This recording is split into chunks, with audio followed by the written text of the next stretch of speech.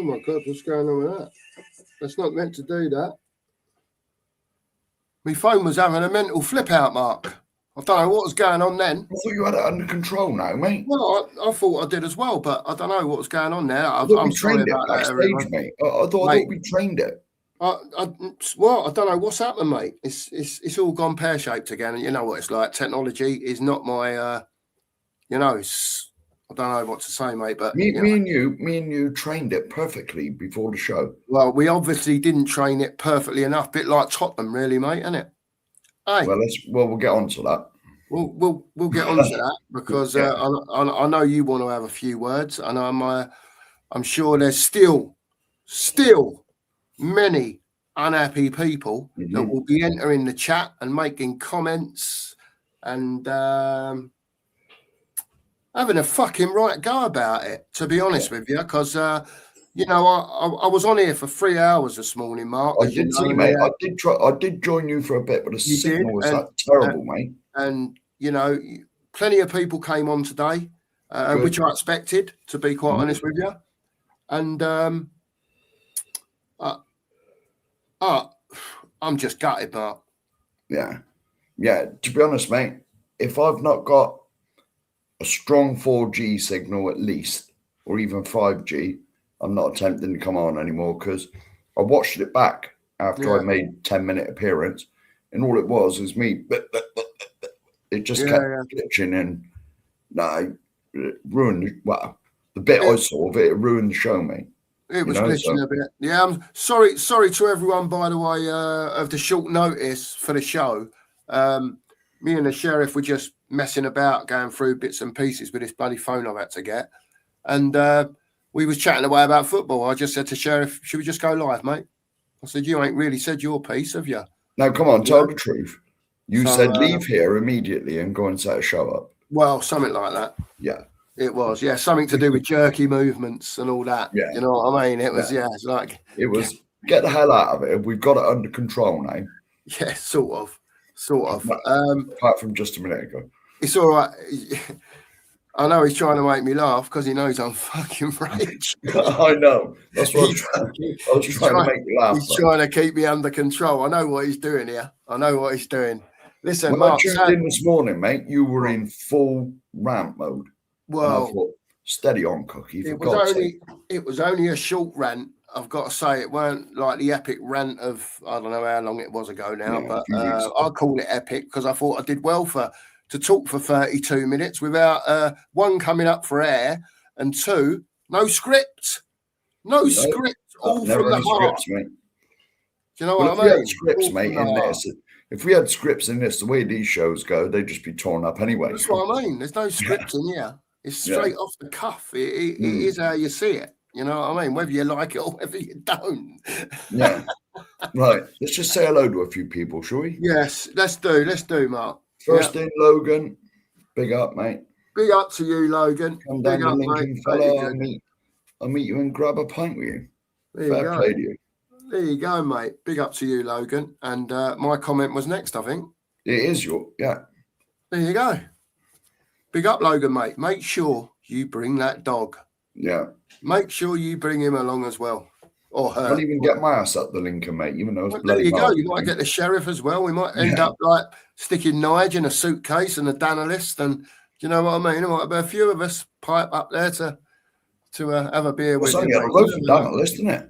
Yeah, ain't far from Dan. No, ain't far. He's about the closest, I think. There you I'm go. probably going to have to pick him up on the way. Go on then, rip through a few hellos, Mark. Yeah. We are Spurs TV. Big up, we are Spurs. Oh, you're well, man. Yeah. Based on points, we should forfeit to avoid the embarrassment. But we are Spurs. What we should be doing is, let me tell you, if we're down, before the Chelsea match or after the Chelsea match, right, we'll see, the bollocks of the people, all of a sudden that go from a bus parade, to we want Enoch out. Because they would have all professed beforehand, we can't go down that route. So let's see who has got the balls to come out for the Everton game. Because I'll be coming down, right? I'll be coming down there from Manchester. No ticket, not going in. not interested, right? I've seen what I've had to see from Tottenham Hotspur this season. I haven't been yet, mate. Like live and direct, but I've seen it, Mark, and you I know you have. wanted to have bothered seeing it. Trust me. Well, right? put it this way.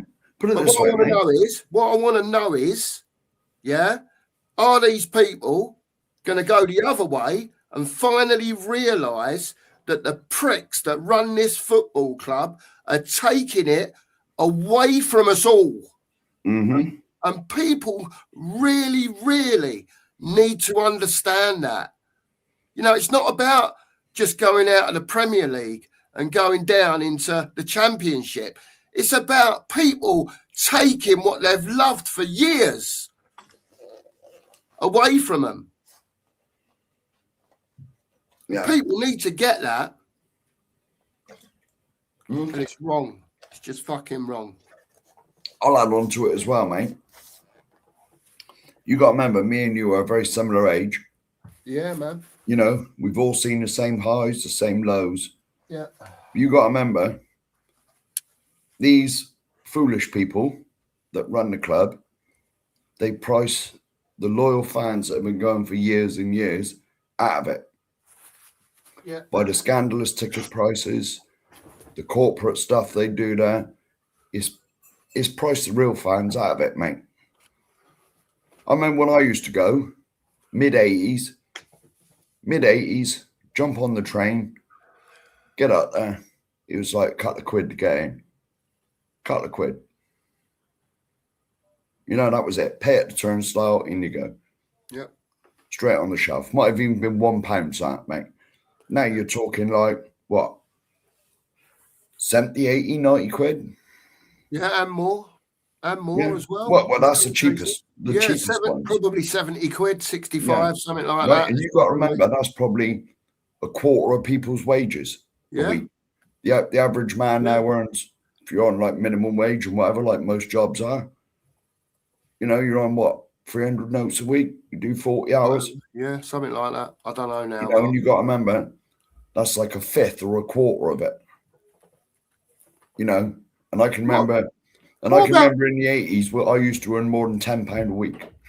You know what I mean? But how are these people nowadays managing to take a family to go and watch football, Mark? They must have to... Look, I don't know how they're doing it. Mortgage. Honestly, I don't know how they're doing it, man. Mortgage. And go in the club shop and spend... But Mark, to fucking go in there and watch that shit. I know. Yeah, I know, mate. I know. Do you know what I mean? Yeah, well, put it this way. I said this weeks ago, if that happens and Chelsea send us down, we'll be on a DVD, we'll be on a T-shirt, we'll be all over the gaff. Yeah. We'll be all over the gaff. And don't be surprised as well, big up, Pete, and don't be surprised as well that the mass following that I've got no doubt that will go to South London for that game, they're going to need more police than you can believe. Yeah. Honestly, if it's still on, and that they can put us down, it's going to go tits up down there. Honestly. If they put us down, mate, the Tottenham fans are going to go mad. Put it this way. Now, I've witnessed this. I've been to Tottenham Chelsea and I've been to Tottenham Arsenal. The Tottenham Arsenal game, the fans are a lot more friendly to each other than they are the Chelsea game. Yeah. Chelsea and Tottenham despise each other. Absolutely despise each other. I've been in North London derbies and you've got 3 Tottenham fans walking up the road with his mate who's an Arsenal fan because they all live in the area. Yeah. And you see like a couple of Arsenal fans and their mate's a Tottenham fan. Yeah, they're taking a piss out of each other, but that's all you see. You know, Chelsea and Tottenham despise each other. It's absolute hatred. Big up, Ghosted. Big up, Ghosted. Good evening, mate. Hope you're well. Thanks for all your support. Big up to Pete as well. Big up, mate. Pete. Thanks for popping on this morning. Listen, Pete, you're always welcome. As is anyone that wants to ever jump. I don't normally bring people on for the brunch, really. I mean, I know Ellie's been on a couple of times. I think Brian popped on once. Some Anthony's popped on, I think, in the morning. I make a guest appearance. Mark makes a guest appearance. Yeah, now and again. I do like to do a show on my own, to be honest with you, now and again, Mark. I quite like it because I'm just, there's no one there to stop what I want to say, if that makes sense. Do you know what I mean? I know you try and keep me calm. Yeah. But again, I just feel like, you know, when people say that they're so far detached from their club. Big up, Lee. Big up, Lee. I can't even feel like that, Mark. Because it doesn't matter who owns it, right? It doesn't matter what they're doing to try and destroy me. They never will. No. They'll never destroy any of us, mate. Mark, can you talk just for a second? I need to go for a tinkle, mate. All right, mate. Yeah, all right, mate. You crack on, man. Right, yeah, I agree with exactly what Mark says. Right, they've tried destroying us. They have. They're going to take Tottenham out of me. Definitely not. Too old in the tooth now. Too old. Been supporting them all my life, as you might all know. Never had a choice in the matter. Dad's Tottenham fan. I had no choice. I had a choice: Tottenham or the orphanage. Just lately, I wish I chose the orphanage. To be honest, it would have been nice. Save me of like years of misery. But when I was really growing up, late 70s, yes, we did get relegated. Early 80s, we were the FA Cup team twice in a row, and the UEFA Cup a couple years later. You know, and so I never take Tottenham out of me. I'll always support them. They could be playing my local team, Yeovil, next year, and I'd still support Tottenham. I got to ask the question. There's 60 odd people in here, right, Mark? Who does feel destroyed by this football club? Stick a 1 in the chat if you're destroyed by what they've fucking done to this club. Yeah, big up, Anthony. Big up, Ant. Big up, mate. And I got to answer this question. Nice intros. Now, we used to use that intro, Pete, when me, Mark, and Nige used to do shows. It was on both channels, wasn't it? We used to do one on here, one on Nige's channel. Yeah. And we decided to call it Lads Down the Lane. Yeah. Because the new ground is not the lane. Oh, no. Most As definitely. As we've been saying. Right, first YouTube member. Big up, Rowley. Big up, Rowley. Hope you're well, mate. I hope you're well, mate. Well, me and Mark did think we had it under control. But some at his end, I don't know what. Mate. It's gone mental again. I don't know. It's just different to use. It's probably me, Mark, to be honest with you. It's probably me just not doing the right thing with the phone because it's all swipe now rather than press a button, isn't it? Yeah. I've already told you, mate, just calm down and, like, you know, just take a breath and calm down, chill. Imagine you're on holiday. Yeah. You know, a little vodka and Red Bull in one hand. Pint of Amstel in the other. Pint of Amstel in the other.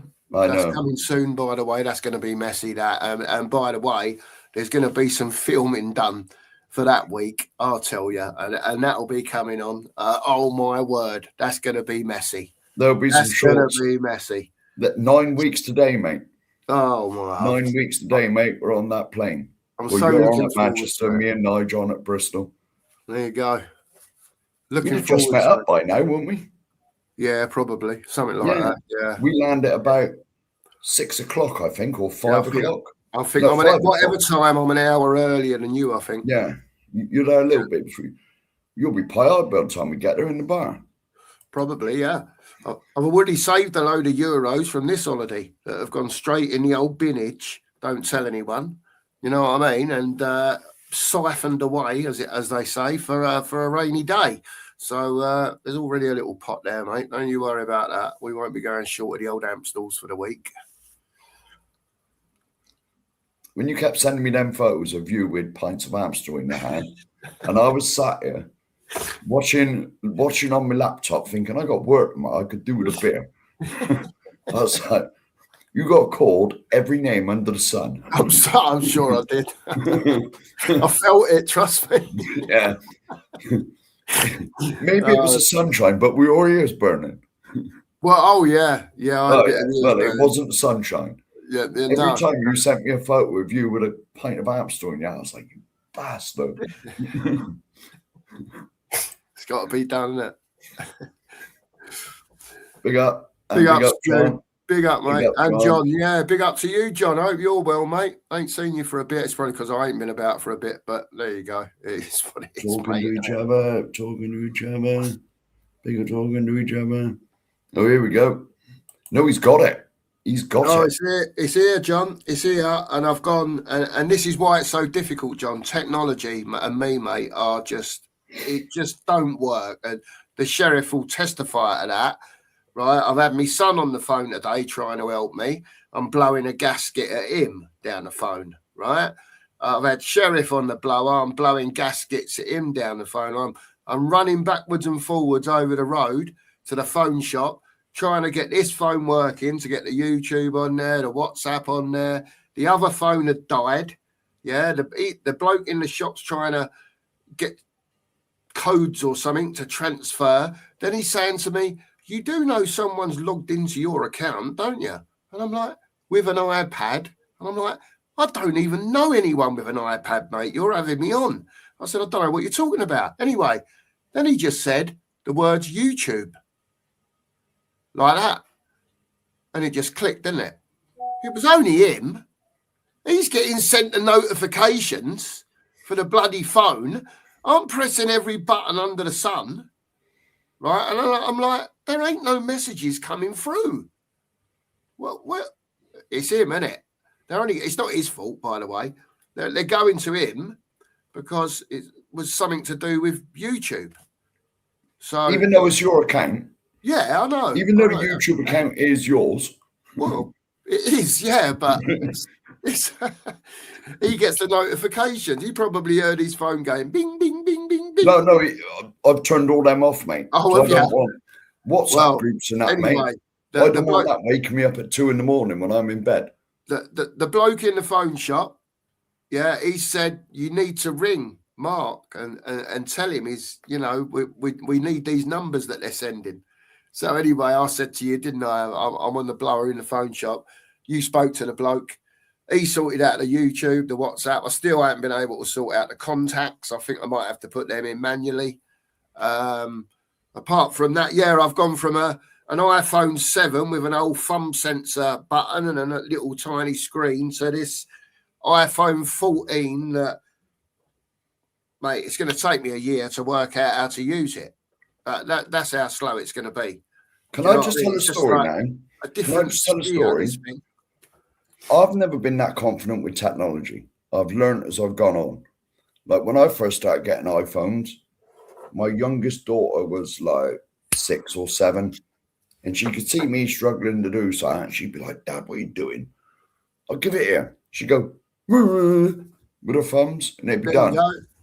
And I'd be like, "Now undo what you've just done and do it slowly to show me what you've done."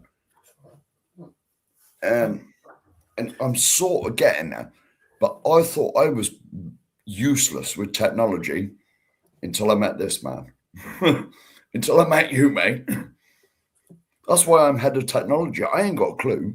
I ain't got a clue. I just mash buttons until something happens. I'll tell you how bad it was. We're coming home yesterday and on the way out there, to be fair, right? And I said to Lise, you got the boarding passes, big up CM. I said, you got all that, haven't you? You know, I'm that not confident to carry stuff like that, especially after the big up Lise, especially after the escapade. Do you remember with a train journey down to the protest? And then I couldn't get the ticket up on my phone. Yeah, of 120 quid later, yeah, I've had to buy another ticket, and I'd already paid for a return from Manchester to London. Do you know what I mean? And it was just carnage. And if I can't use that thing after I've had it for 8 years to bring up a ticket, I'm saying, at least you've got these boarding passes on your phone, haven't you, girl? Because you know, it's all down to you type of thing. It's nothing to do with me. Do you know what I mean? She's like, yeah, Mark, don't worry. It's all right. Just calm down. Just chill.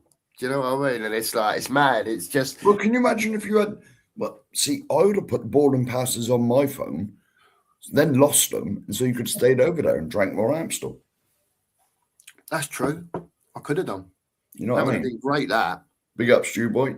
Big up, Stu. Hope you're well, mate. We're just having a little chit-chat tonight. We're going to get on to the football in a minute, mate. We will do. I'm just going to go We're just going to fly through and say a few hellos because it would be rude not to. I'm sorry to miss out any of your message. Any of your messages, just people I ain't said hello to. Mario, big up. Big up, Mario. Yeah. Sorry.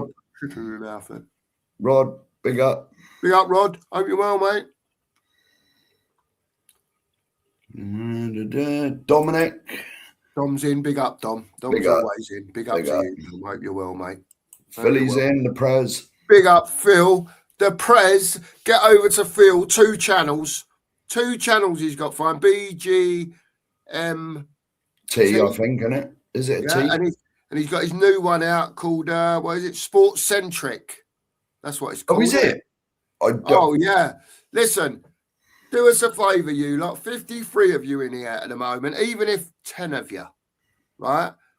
Sometime during the stream, get over to Sports Centric, right? SPORT, I believe.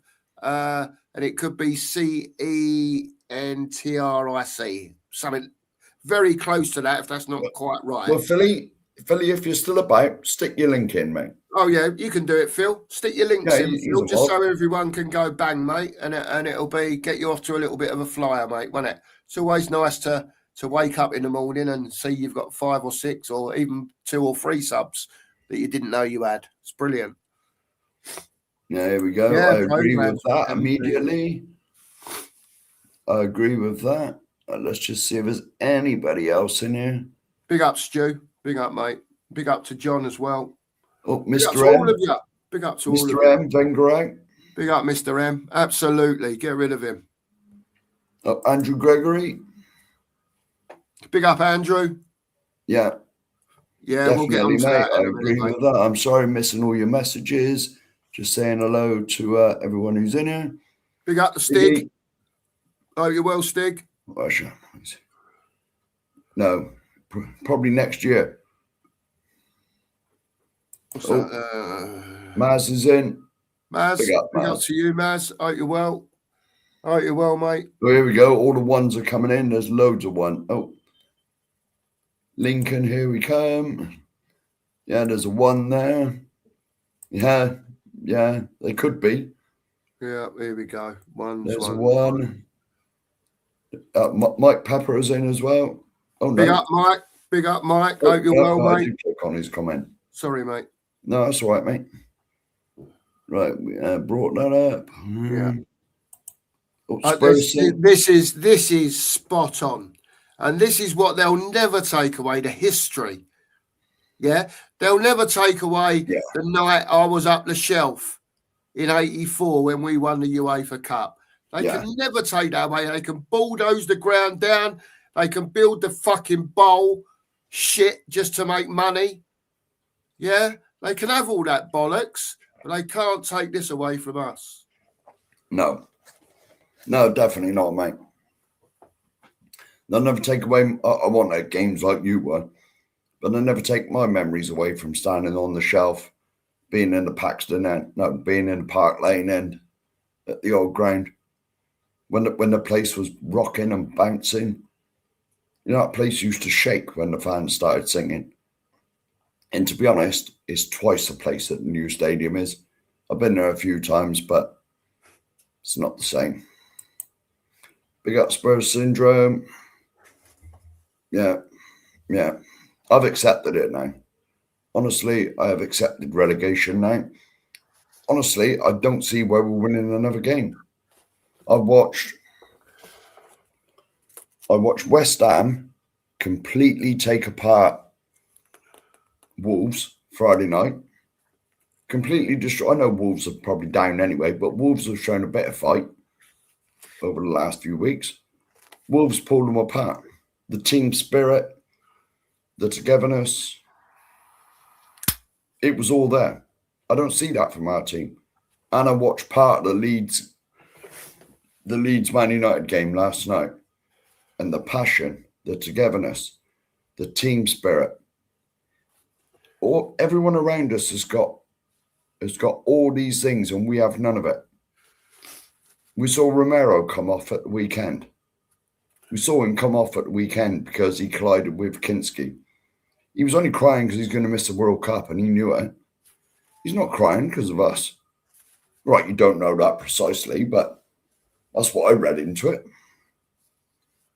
None of these players are interested in us. None of them. I went a lot in the 90s when we were pretty poor, the mid-90s.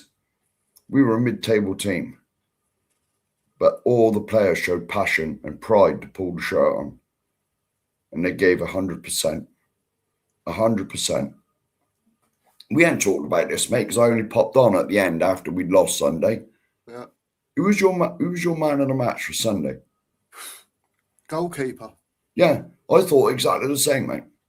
The goalkeeper. There was no one that... Look how far that bloke run when they scored. Oh, don't get me. No, I know. I'm not trying to wind you up, but no one even chopped him down, took one for the team, got close to him.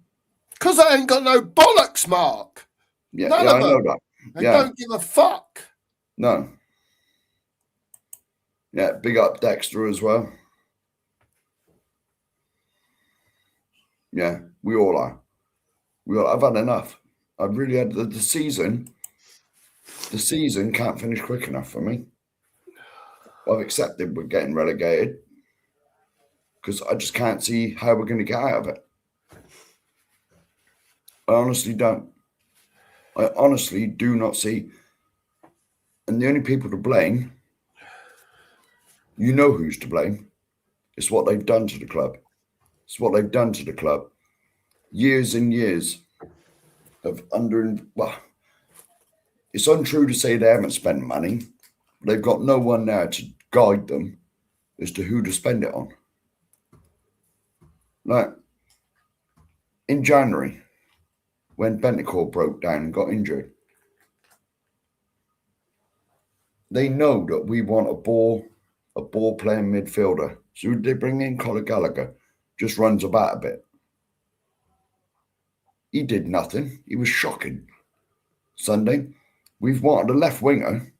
Not that Son was a left winger, but we've needed a left winger since Son left. Haven't we? We've wanted a left winger since Son left. Where is he? It's shambolic mismanagement of a football club. Shambolic. You know, if me or you ran a company like that, mate, we'd have been voted out. You know what I mean? You know, it's absolute. Well, put it this way. For me, I've accepted that we're going down.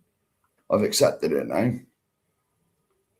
Enoch deserved this. We most certainly don't. Certainly don't. I hope next year they're struggling to get fucking 10,000 through the gate, mate. I fucking hope so. And I'll tell you what, if these people decide to stay as owners of this football club, yeah, do you know what? It ain't a football club anymore, as Mark says. It's anything but a football club, right? Do you know what, Enoch? Let us go. Let us go. We're going to build a ground somewhere else. We don't need your fucking money. I don't care where we start. We can start in fucking Division 15 or whatever it is. Isthmian League South. I don't give a fuck. Do Wimbledon. Because you have fucking destroyed this club. And you make sure every person that's watching this fucking share this video. You get it out there to everyone. They're a fucking disgrace. Yeah. It's, to be honest, mate, we say it every show, mate, but put it this way. It is looking like we're getting relegated. It is. Leeds winning last night. That's another nail in the coffin for us.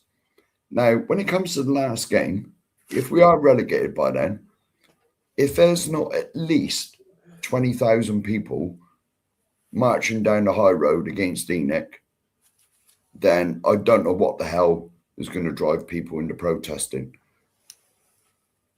You know, by then we'll probably be relegated. What the hell do they need to come out and protest against the owners? What do they need? What do they need to get relegated to League One before they'll start protesting?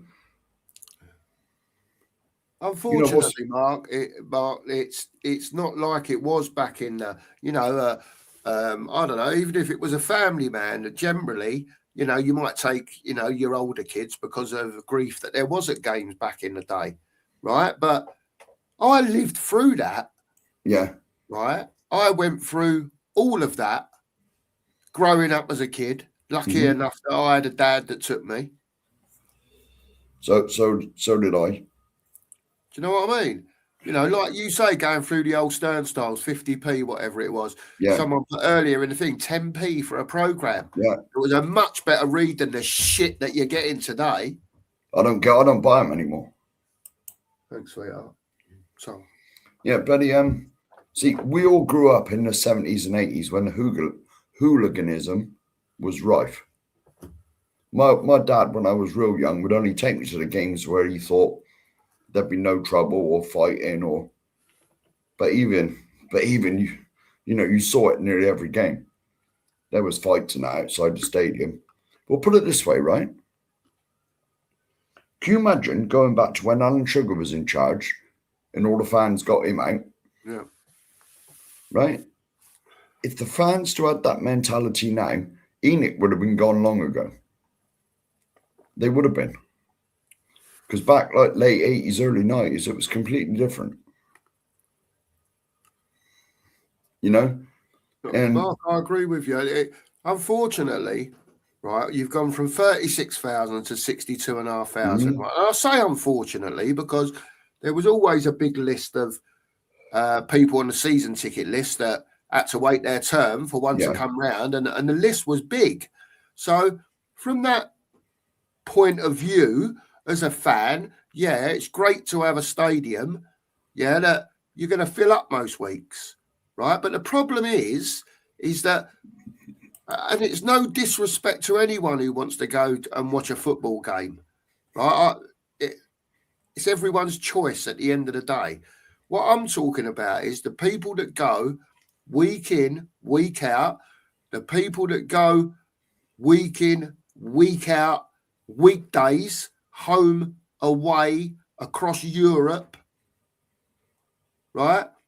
What are they getting for it? Because it's their life.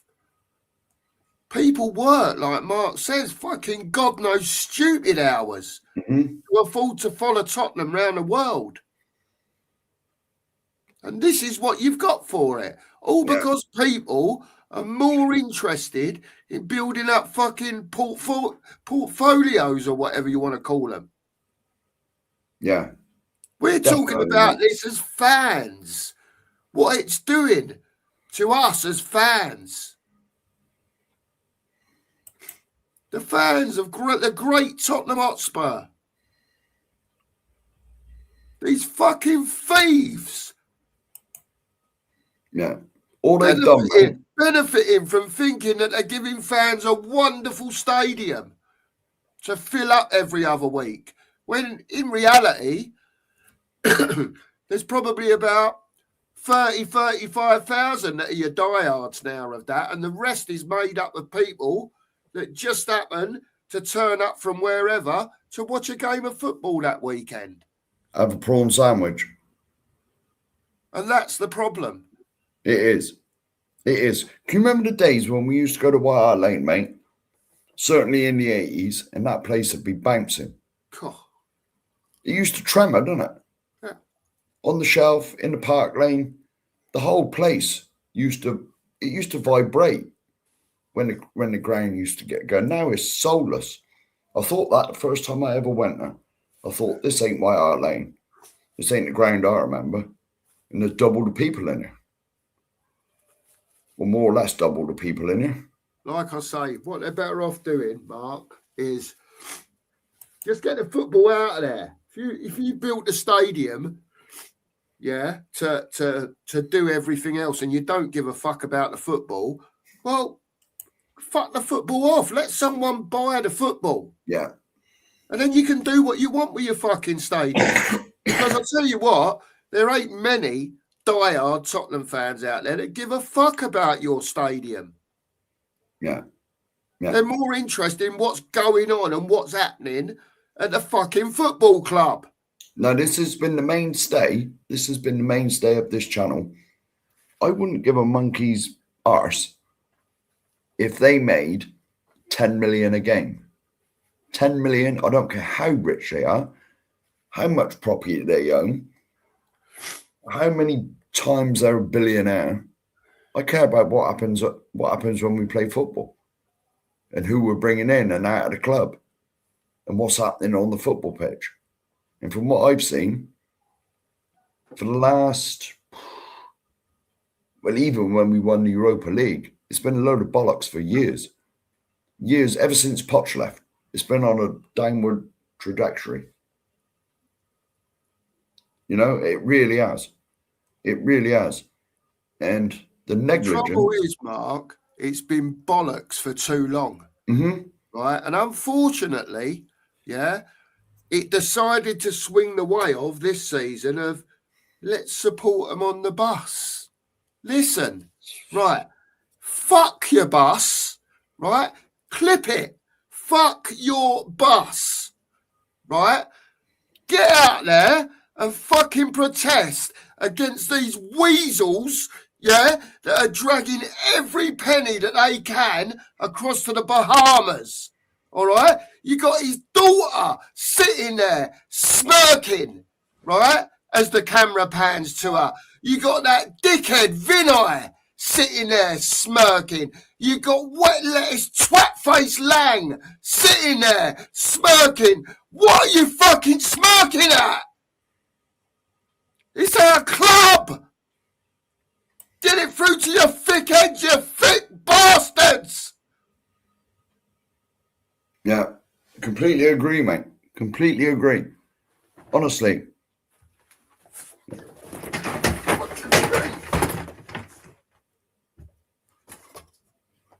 Gonna have 5 minutes, mate.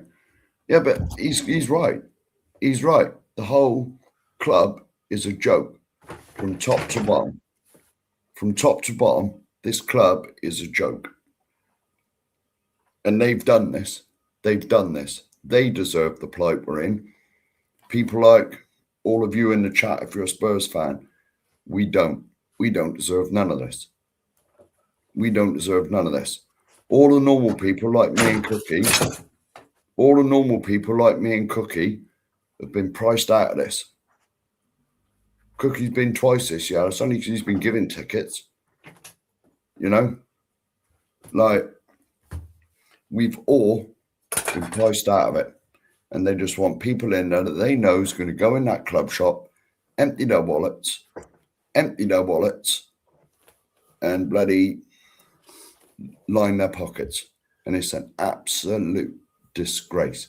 It's an absolute disgrace what's happened to this football club, alleged football club. You know, it's shocking. It's shocking. And honestly, I don't see a way we get out of it. We've got no football people on the board. They're all accountants and lawyers and property developers. You know, and that's all they're interested in is money. Money, money, money. That's all they're interested in.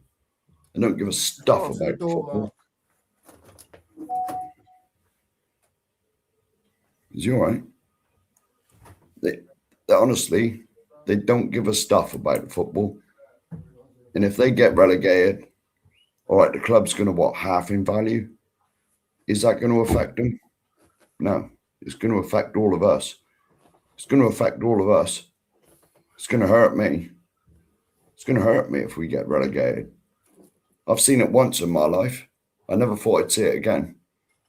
Till these fuckers turned up. But they don't know what they're doing to people, Mark. No, exactly. Exactly. You know, people say, it's only football. It ain't only football. No. It's been my life. Yeah. Same as a lot of people. It's my escapism, mate. People go through hard times, Mark. Don't get me wrong. You know, everyone can't win everything. I'm not asking Tottenham to do that. I'm not asking some fucking Saudi oil company to come and buy Tottenham. I just want someone to come and get Tottenham and buy them because they're a football club. I'm not worried about the money that they make. No. I don't care how much money that they make. I'm not interested. Just put some of it into the bloody football. Yeah. And do it properly. I'm not saying they spend zero, right? Because they don't. We are one of the highest spenders. No doubt about that, right? But if you've got people upstairs that don't know what they're doing, whether they're throwing their money about or not, makes absolutely no difference. Why would they want to waste money like they do when it would probably be cheaper to align the club with the right professionals that know something about football? But they don't. No. You look, right? You look. Go back to Sunday when we played Sunderland. We had all three of our strikers on the pitch. Richie, Solanke, Muani.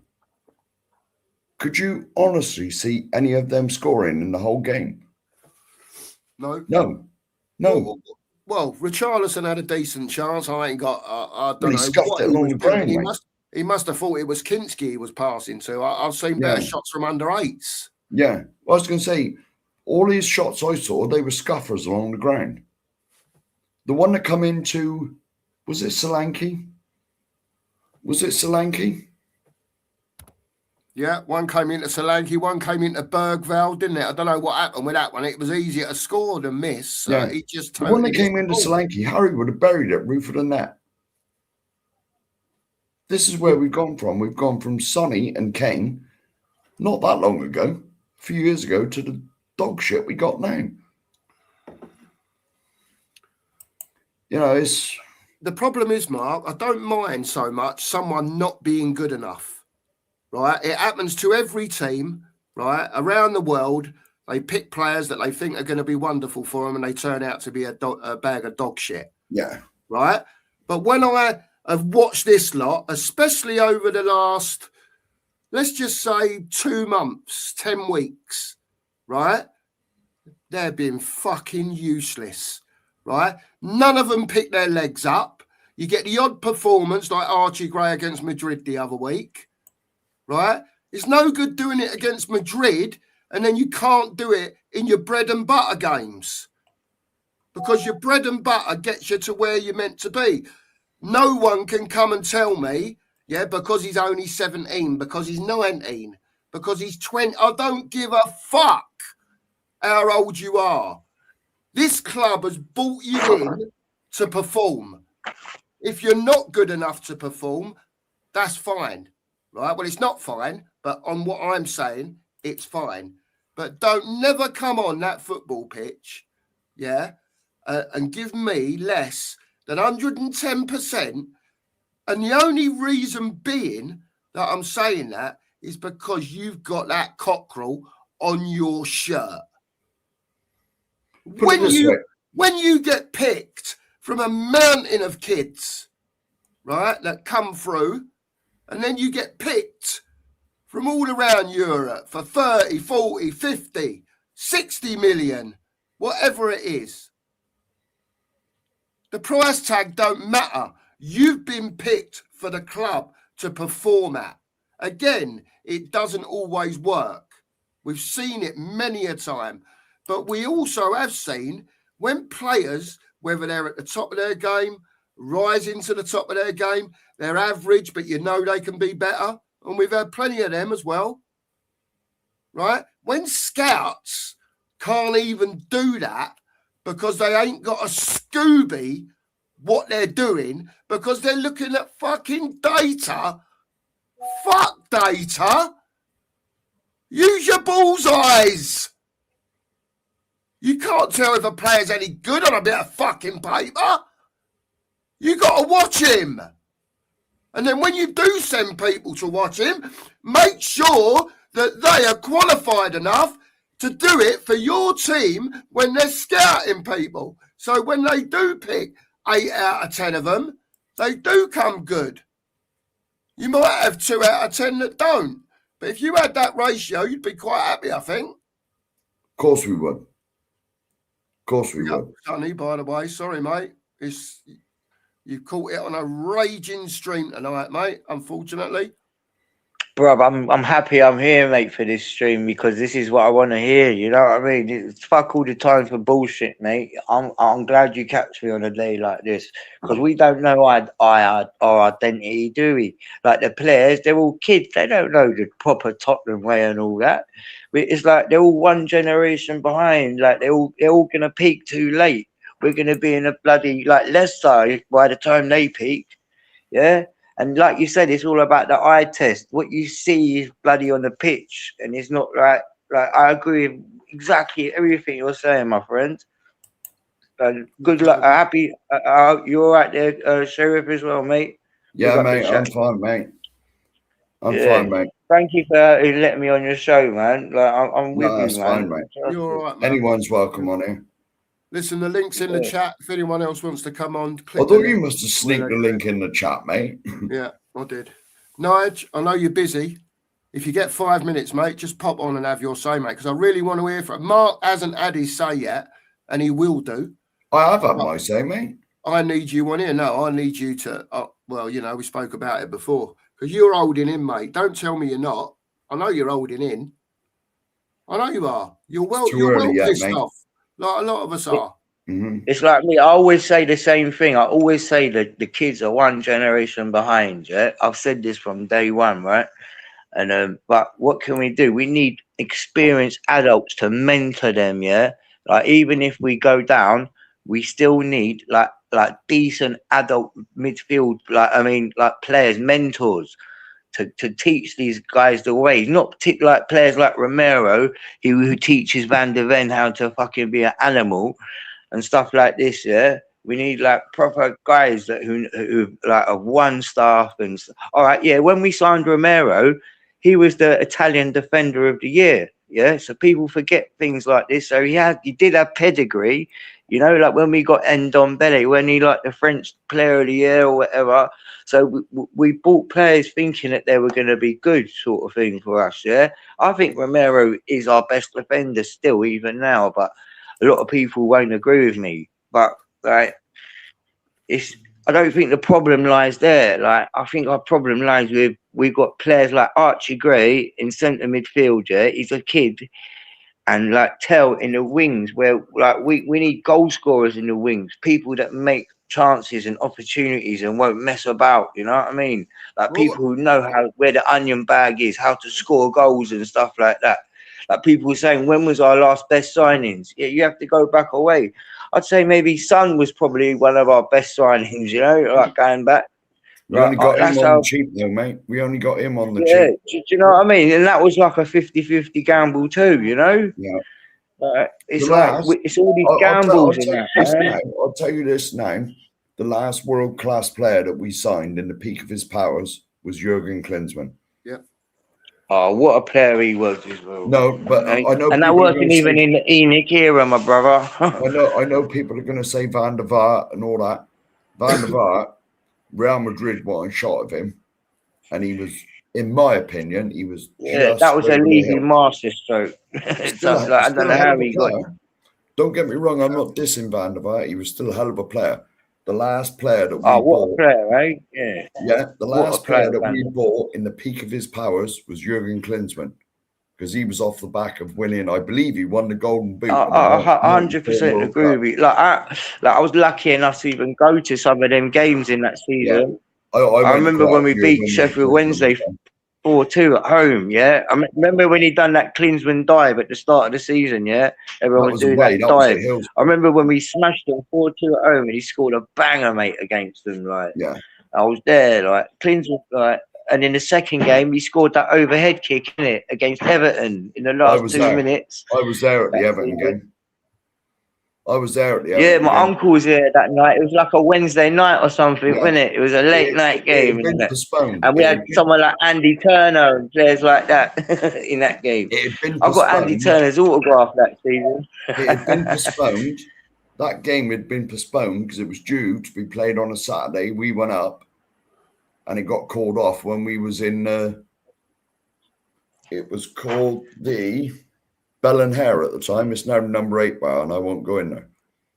We were in the Bell and Hare, Right. and the game was called off. We only found out watching Match of the Day that was on Saturday dinner time. The game was off. We had to come home, and we went back midweek, and Klinsmann scored that overhead kick. Yeah, it was a banger. I remember that overhead kick. It was last 5 minutes of the game or something, wasn't it? We all had the afternoon off work and made our way out there. And this is another subject as well on this question from Vindaloo, and he's quite right. You know, if Spurs do go down, right, how are we coming back up again? What plan have Enoch got in the back of their minds, thinking we might go down here? Have you seen what Leicester have done this year? You know what I mean? Like, we could do a Leicester as well. You know, don't think we're entitled to just come straight back up. Like, you know what I mean? Where's the minerals coming from? We ain't even got the minerals to win a bloody match now. So you think we got the minerals to win a match in a championship? They're going to come to White Hart Lane, yeah, thinking it's like they're Wembley, their day out sort of thing. That's why we lose, I reckon, a lot in our stadium, because everyone thinks it's a day out, like banging, you know what I mean, for the opposition and that. Beer We just treat it like it's nothing. Beer fills up from the bottom. You know what I mean? And what's so bad about Tottenham, yeah? Like, for a player, like, we got one of the best fucking training grounds in England. We live in London, like, we got one of the best stadiums. It's like, you should be like privileged to play for Tottenham, man, and want to like be good for them. You know what I mean? Not like watch them go down a pan and that. Yeah, man. It's like we're going down a. I don't think you got to give De Zerbi a bit of time. It was his first game, yeah, the other day, right? It's ain't on De Zerbi, Sonny. No, it is not on De Zerbi, mate. Listen. Yeah, mate. I don't think it is either, bro. Listen, but I think he's going to turn the other around. day. Listen, he picked the team the other day, right? And I said on this morning's show that someone had sent me something from Spurs Insider, yeah, that predicted the team on Saturday afternoon for Sunday. I looked at it and I thought, there's no way he's playing. There's no way De Zerbi is picking this team. No way. And I swear to you on my son's life, right, the team that was on that sheet that I got Saturday afternoon started on Sunday. And I could not believe, right, that he started with Graham Bergvall in such a massive game in the history. Yeah, it's like Palhinha. What does Palhinha got to do to bloody get a game in this team? Is it because he's got a clause if he starts another game or two, you're gonna have to buy him straight out, or has he said that he don't want to carry on and play for us no more? Is it one of them things like he's done at the end of the season? But it's very disrespectful though. You see, when you play Gray, yeah, in central midfield, and you got man like Basuma and that who are older, and like the other geezer with Palhinha, right? When you're playing Gray, like, it's very disrespectful, I think, because these are experienced old geezers, yeah, and you're playing man like Gray in his position and Bergwall, and it's making the older players look like idiots, I think. Do you know what I mean? In a way, because they should have the like, if I reckon these kids have got us into this bloody position in the first place. If we had men playing in the start, it's like we got kids doing a man's job, if you know what I'm saying. Yeah. Listen, that's the one thing I would say. They're say. competing against men as well. Do you know what I mean? Yeah, I agree, Sonny. The one thing I would say is that, you know, that was the mistake that De Zerbi made for me. Now, you know, whether you say he gets away with it, the problem is he ain't got time to get away with anything. Like you said, Sonny, why is Palhinha not Sky? I ain't bothered if there's a obligation to buy or whatever to buy. Bro. We need these players playing now. Yeah, and what's so wrong about buying him in the end of the day, yeah? He's going to teach these guys a fucking... He had the most tackles in the league, didn't he? Yep. Yeah, he did. And now man's just sitting there wasting his time. Like if you was him, you'd be well annoyed, wouldn't you? Come on now, like, and you got a little kid like Gray starting in front of you. Like, it's like you want to shake his hand because you like he's a nice fella, Archie Gray, but you're thinking, come on, mate, this is fucking wrong here. No wonder that they're in the shit because they don't know how to pick the team properly. Why did Xavi not start against Sunderland? He has to start against Brighton. I think he has to. Well, if we're going to score anything, no one else is going to create, and so he must. He must. He's our only creative player. We can't play without no creativity. We've got to try and score goals. Well, of course we have, mate. If we don't score goals, we're not winning. But we ain't also going to score goals. We're playing basically 3 centre forwards across the front 3 because we can't play like that. We can't play like that. It's terrible. Do you know what? I would have picked everyone as well like this though, but I wouldn't have picked I wouldn't have picked Gray either. I'm glad he didn't pick like the kids at the start in the end. But Bergvall and Gray, that ruined our bloody thing. He could have picked even I don't know, like why didn't he play Xavi instead of Bergvall and Palhinha instead of the other geezer? That would have been better, no? Listen, he's got Basuma Would there. you have Whatever done you that? think about Basuma though, Sonny, you know, Basuma was on the bench, right? Yeah, he's all right. I'd have played him as well, mate, over Gray. I'd play him over Gray any day of the week. I'd have had, for me, now this is just me personally, from what was available, I'd have gone to Palhinha right. We're away to Sunderland. All I want you to do me too, man. is screen that back 4. Yeah, just screen them, win the ball, give it to whoever, right? You've got Gallagher could have played in what is his favourite position. Whatever anyone thinks about him, yeah, they could have played him in the 8, right? And played Xavi in the 10. You could have played Basuma in the 8, right? Because exactly, that is what he is. He's an 8. He wins the ball, he advances it up the pitch himself, and he gives it. He's the only one that knows how to pass forward as well in our team right now. Basuma, like Bentancur might know how to pass forward, but he's a bit of a sideways geezer too. But the only people that really know how to pass forward is like Basuma and probably Romero, yeah. And you know, like people like get the ump with Romero walking it up to the halfway line. But I promise you, that's every South American team has been taught how to play like this, yeah? You watch Brazil in the 70s and that, and Argentina, 80s, 90s, they all walk it up to the centre circle, yeah? And then they start from there, and then that's when they start playing, yeah? That's how he's been taught, and that's his way. So you can't, like, destroy his just because he walks it. That's how you start a move sort of thing in his way sort of thing, yeah. But everyone's taught differently. But you see, Van der Ven, I think he's picking up bad habits, you know, from him. Do you not think he's picking up bad habits, Van der Ven? And he's going to have to be our captain now.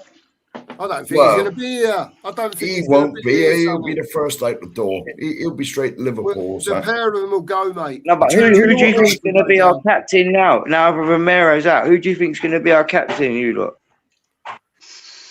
It'll probably be Van der Ven, I would imagine.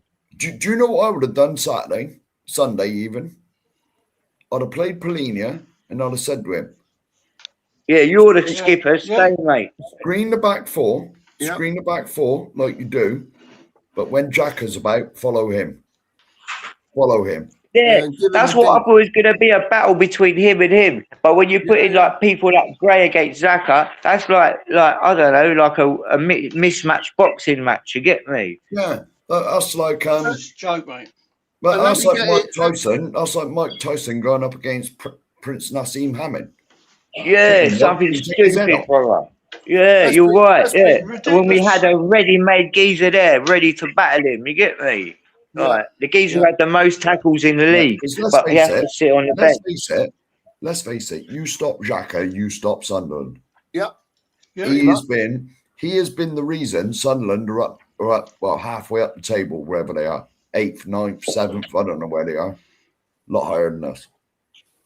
Yeah. Let's bring Rowley in. The great biker kid. How are you, sir? How are you? I'm very good. Very good. Excellent. Give us your view, mate. It might be due to that. There you go. Well, give us your Go on, view, Sam. Brody. We had the Well, show this morning. Tell us how you're feeling, mate. Well, it's pretty much like everyone else, really, isn't it? This club don't give two f's, you know, about the supporters. They don't give a fuck about the football. It's just money with them, isn't it? Yeah. It is. Yeah. And as for the game, well, I've never seen so much fucking dross in all my life. That was absolute crap, wasn't it? Shocking. It was crap. I mean, what were they doing? The marking at the edge of the box. Every time, every game, there's a player in space at the end of the box. They just don't mark them up. They just don't mark a player. I mean, in the playground, you always, you know, at school, you always get your man, don't you? You always go to your man. If there's a man over, you always get someone on him. Yeah. What's going on? It's just schoolboy stuff. It is. It is, mate. It is schoolboy stuff. And I said on the show this morning, if there's one thing that gets my goat, it's watching players run past our players who could track back and mark and whatever. We just Well, they don't didn't do nothing. He ran from the wing to the edge of the box and then just put a shot in and it just deflected.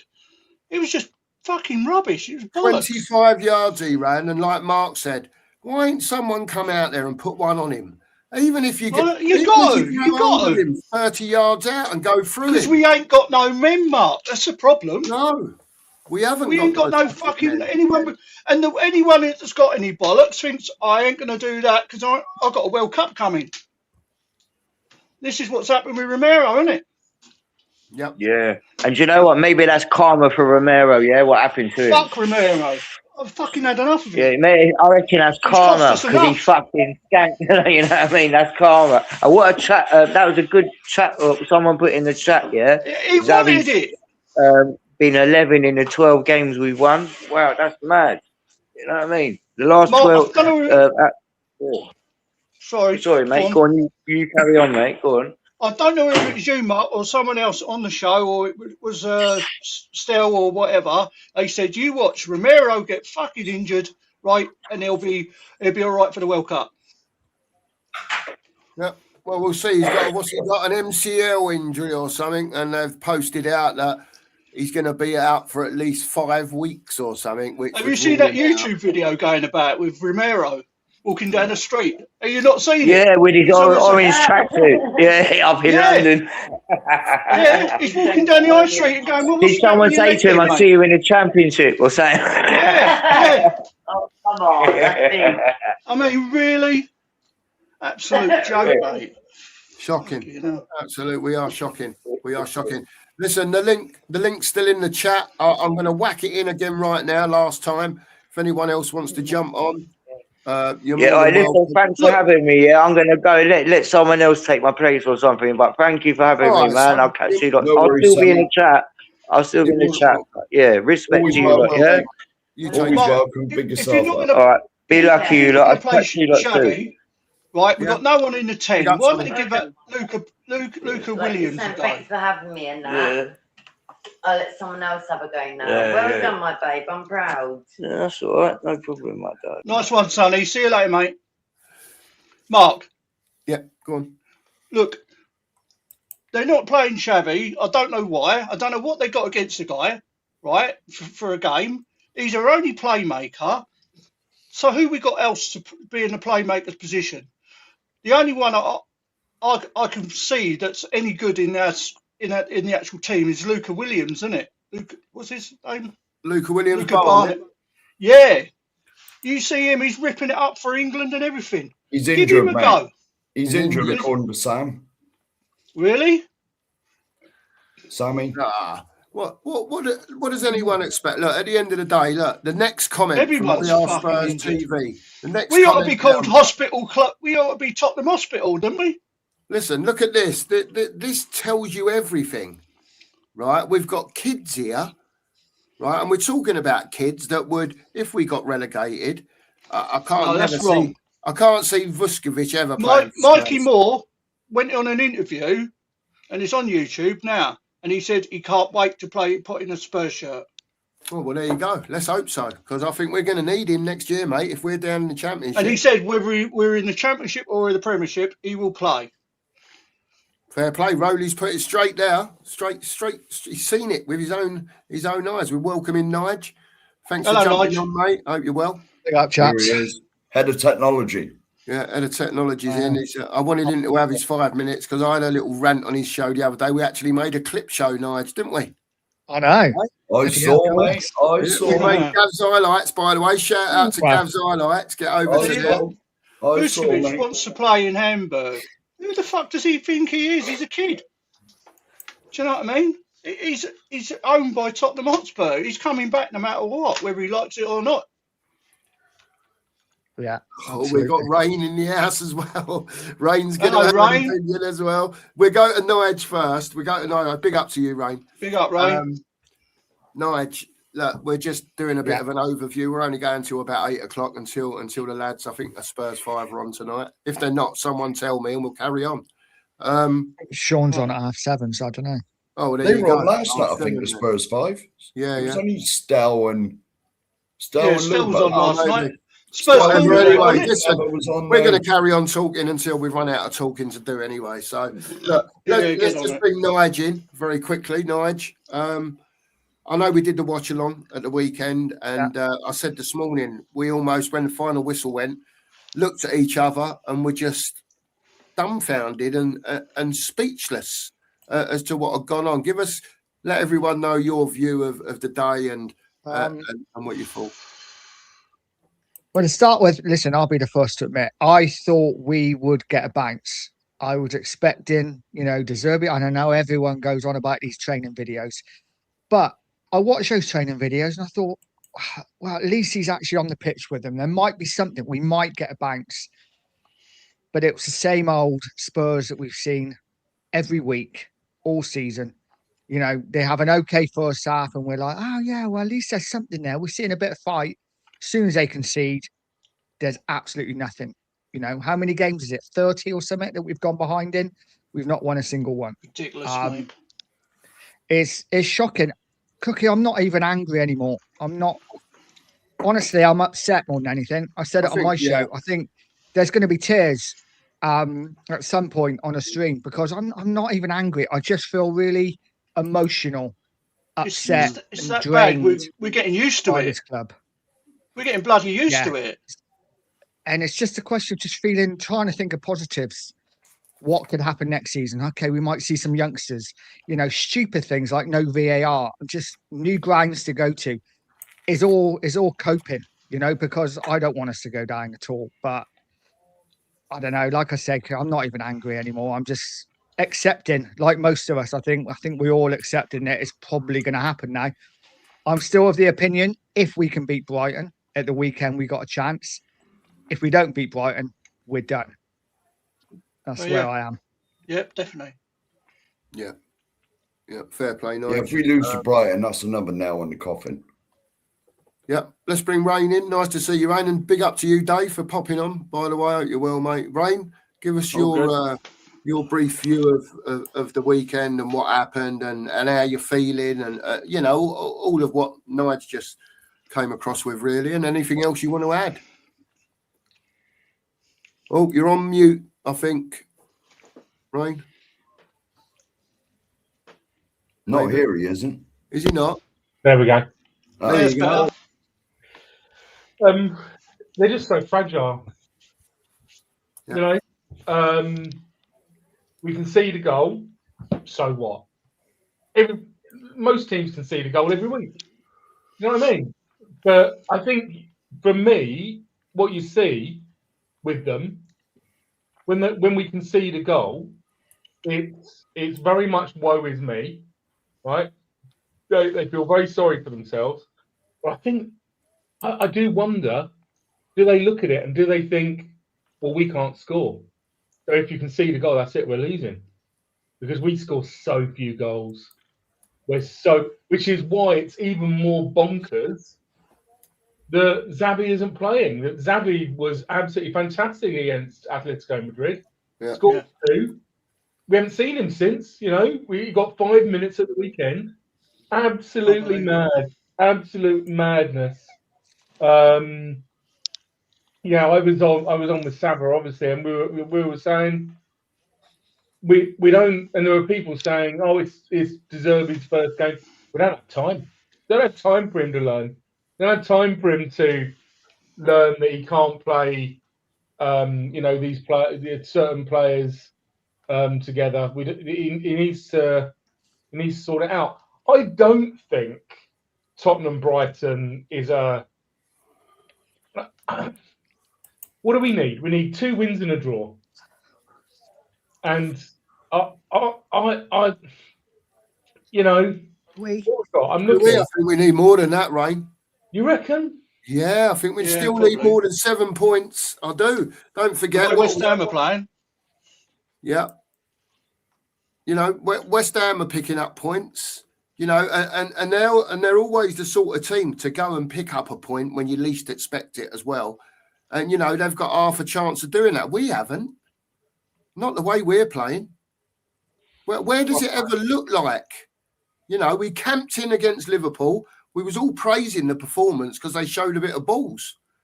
But I think Liverpool's form as well now, since then, and before that game, has shown you that they weren't at the top of their tree. You know, so I don't know where we are with it, Rain, anymore. I can't bear to see such lack of fight, mate. I think that's what does me more than anything else. Yeah, I think we're struggling for breath, mate. It really does. I think it's that's quality. what gets me. I just think it's quality. I think it's a lack of quality. But that's what gets me. Like I watched West Ham eviscerate Wolves Friday. I watched Leeds Man United, some of it last night. You see the fight and the passion in both of those teams, the togetherness, the working as one, the teamwork. We got none of that. It's as if our players have just given up and accepted it. They could string 2 passes together, can't they? You know what I mean? Yeah, like we can't. The fight, the West Ham team. I watched the West Ham Wolves game Friday night. I watched that. That was brilliant. The game was the fight and the passion in the West Ham team. Or like when they scored, they were like this with the shirt and that. Yeah, they're players though. They're 2 players that are making a difference. Are the ones they brought in January window. Yeah, when we did nothing. When we done nothing, we just sat back and went, "That's all right. We'll go big in the summer." Well, them 2 it's players. Difference when they score first, though, doesn't it? Yeah. We don't score. We don't score first, so we're not going to know how we. Well, you got Richarlison. He hits a pigeon shot. It must be with his pigeon legs because I could have hit the ball harder than that, and I'm disabled. Do you know what I mean? I'm telling you now. And then he turned around and laughed because he missed it. I thought, you cheeky sod. Do you know what I mean? I can't believe these players. Listen, I can't believe it. I was meant to watch the game back. Can I ask Nigel and anyone else that was watching the game? You know, early on, the ball came across the box, and I think Bergvall was on the 6-yard line, and he almost put his foot out to put it in. Did he miss it, or was it knocked away from him? I think the defender got it first, mate. Did he? Yeah, I'm just asking. I thought that was probably our best chance of the first half, to be honest with you. Should have scored or maybe would have scored. I don't know. I mean, Richarlison, he had them 2 chances. Pedro Porro had to go, in injury time, that the keeper tipped over the bar from 25 yards. Solanke. I'm just like, I'm done with that. Isn't that the difference, Cookie? Isn't that the difference that we've still got the same kind of team as we've had for the last 3 or 4 years? Difference is Kane's up there. Kane scores that goal that chance Solanke had. Yeah, if Sonny's out, Sonny scores that goals that falls to Richarlison. And we just haven't got the quality in those forward areas, sadly. Yeah, it's just a joke. I mean, a lot of people have been talking about effort, right? I see a lot of running around out there. I see a lot of sweat. What I don't see is quality. I just don't see them. I don't see a lot of basics either, Rain. What exactly? The actual basic stuff. And sometimes, do you know what? Sometimes you just need to stop. Sometimes in life, if you're running and you're mad and you're desperate, look, sometimes you just need somebody to go, just wait, just hold on, Yeah. take a breath, and this is what I was hoping De Zerbi would do to them. And he said it in an interview. Remind them that they're footballers. Remind them. You've been playing this bloody thing for 15, 20 years, most of you. You got to remind them. Since you were like 3 or 4 years old. It's not rocket science. You're No. here because you're decent footballers. Remember how to actually play football. Because I think their head's gone, most of them, and they've forgotten. Yeah, definitely. Yeah. I was going to say, look, the thing is, though, no, I'm not saying we haven't got any talented players, because we have. But the thing I don't see in the team that I see from all the other teams down there, I see this from every other team down there, is togetherness and fight and willing to like play for the badge. I don't see none of that with our lot. West Ham they got Bowen. That boy plays with his heart on his sleeve, doesn't he? Do you know what I mean? No. We all know about Bowen. We all know about Bowen through and through, like all that West Ham and whatever. Of course he is. Right? No. But I'm on about the rest of the team as well. Even the rest of the team. Take Bowen out of it. Bowen's a given. He's going to be a West Ham. But the rest of the team, I watched the West Ham Wolves game, and the fight and the togetherness that team have got. We got none of it. Absolutely none of it. He orchestrates it, doesn't he, Bowen? He absolutely orchestrates it. We ain't got no one to do that, though. We talk about having men in the team. Last time we had someone like that was Ericsson. We've got no one that can do it. We didn't even replace Ericsson, did we? I mean, it's another basic, isn't it? It's another basic. At least, you'd like to have, 3 or 4 players in your team that are quite happy to give direction to others and, shout others down or do whatever. And they'll take the criticism as well, from others. But we've got no one that does it. Well, I was there. I stood down in the forum down there where the wheelchairs are. The bloke could see I was pissed off in the ground. And I stood right there for 40 minutes in the second half of that Nottingham Forest game. It was disgusting. Absolutely disgusting. And it's carried on being disgusting. And there's nothing worse, I don't think, than when you're watching your football team and it don't look like I wouldn't say, I would go to the point of saying don't give a toss, because I have said that before, right? But you're actually watching them and you're at level, you're at ground, eye level. And you're thinking to yourself, what are you doing? We're 20 points away, 20, whatever it was then, 25 points away from being relegated. And you're prancing around. It don't look like any of you have got a clue. You're not playing as a team. There's no urgency. That's all basic stuff, Rain, isn't it? And Dave, let's bring Dave in. Dave, I hope you're well, mate. Hello, Dave. Give us your 2 Pennisworth, mate. Go on, mate. All right, panel. All right, chat. All good. It's like I said in the chat earlier when you said earlier, like, how do you really feel about this? And it's like just completely broken with it. Spirit's been sucked out of me. That makes sense. Yeah. Do you know what I mean? It's just like it's heartbreaking just to see what we've become. Like, these players, people around the club, the owners, don't know what this club means to its fans. It means the world to us all. Yeah. Do you know what I mean? And it's like they're trying to suck the life. They're trying to suck the Tottenham Hotspur out of us, aren't they? Do you know what I mean? Yeah. And it's got to stop. It has to stop. And it starts from them up top. It all starts from them. regards to the game on the weekend, his selection, as much as I rate him, and he hasn't had long to work with the players, but he's got it all wrong. You can't play two youngsters whose, let's be honest, their confidence is low like the rest of them against a Sunderland team that's very physical. They're just going to get muscled and bullied off the ball, and it showed. It absolutely showed.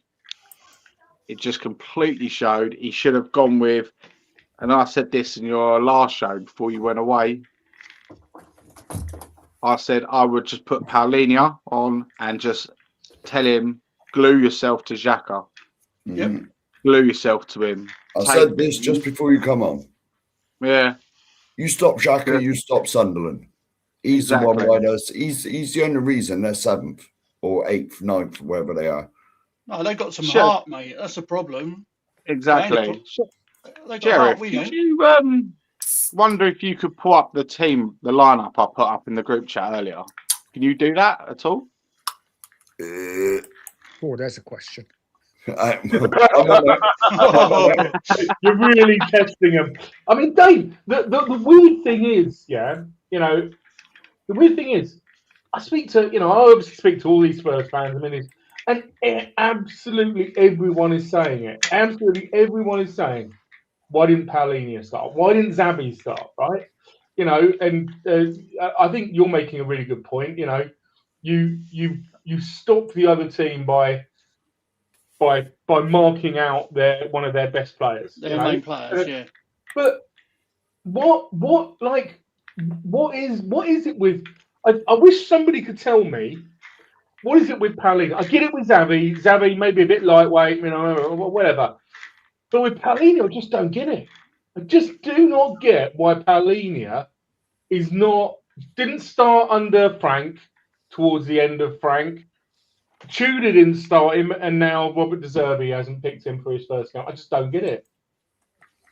It doesn't make it. You got to make it make sense. Paulinho has got more tackles than any other midfielder in the Premier League. Yeah. Why is he benched? Xavi has created the most chances for any other player this season in a Tottenham shirt. Why is he on the bench? And just to butt in, there was a stat that was in the comment earlier.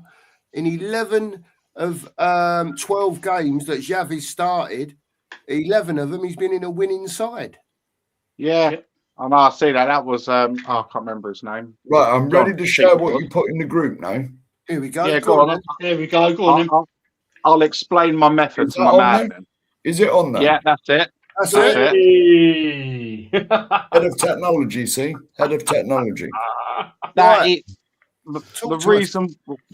reason why I've gone with this formation is, right, it's a coin toss between Porro and Spence. Let's be honest, neither of them are playing very great at the moment.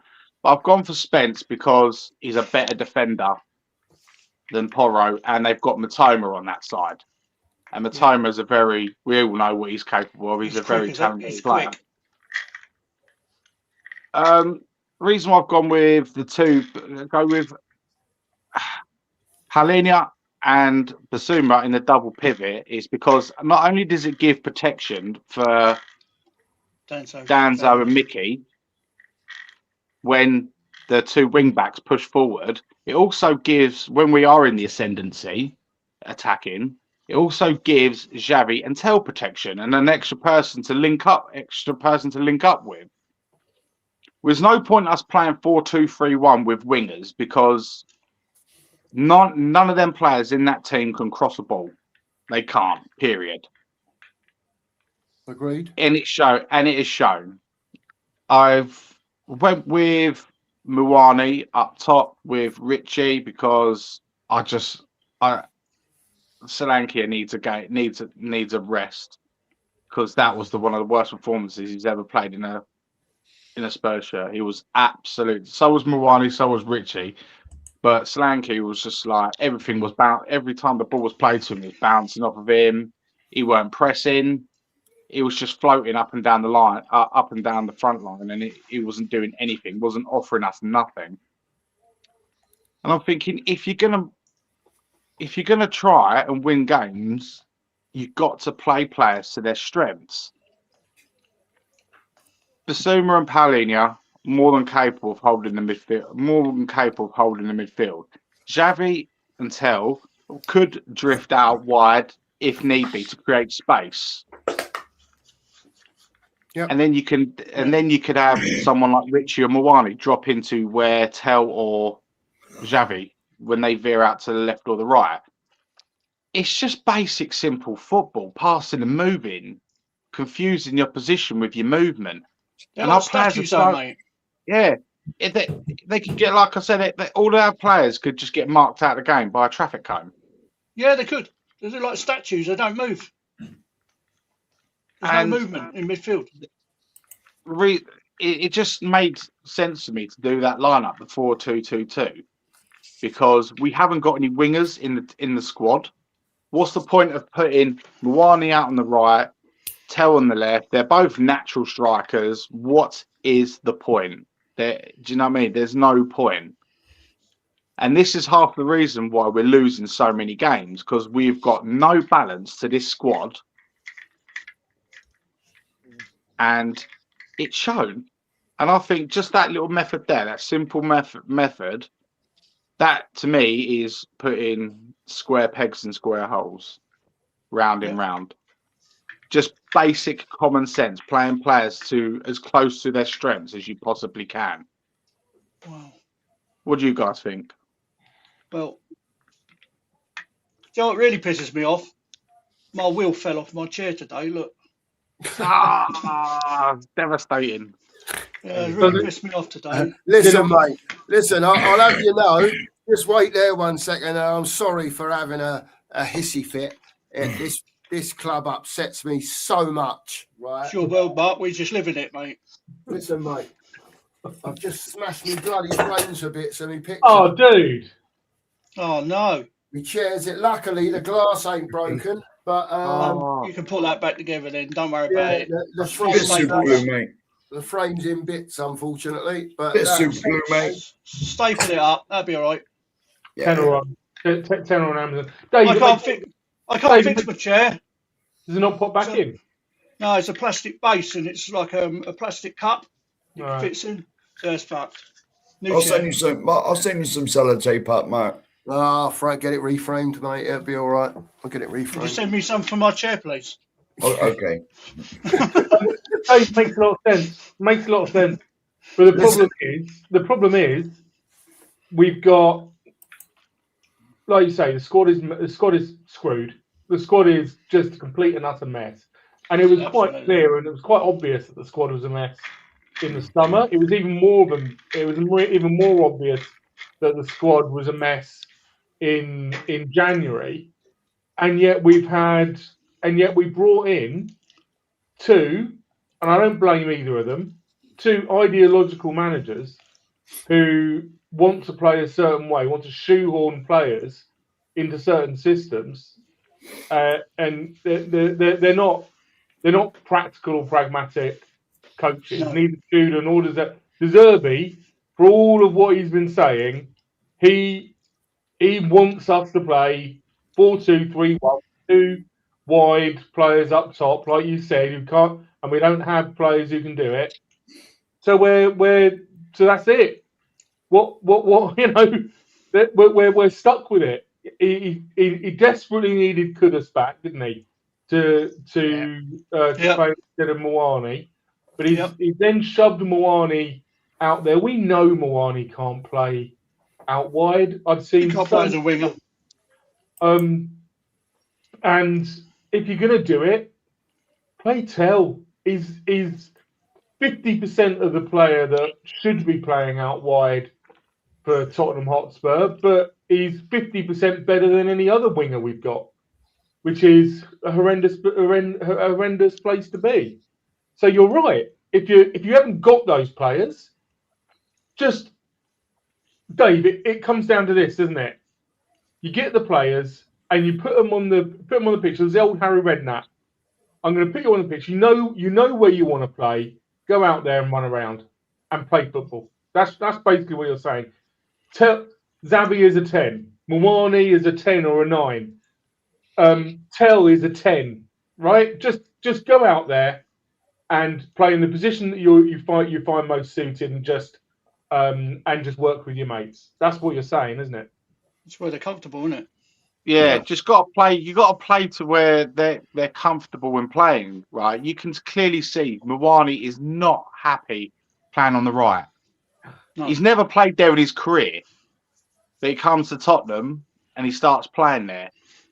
He'd be playing That's how you get the best out of players is round pegs in round holes. Exactly. I mean, I'm watching Liverpool tonight. Right, let's just deal with this super chat a minute. Big up, Tim, man.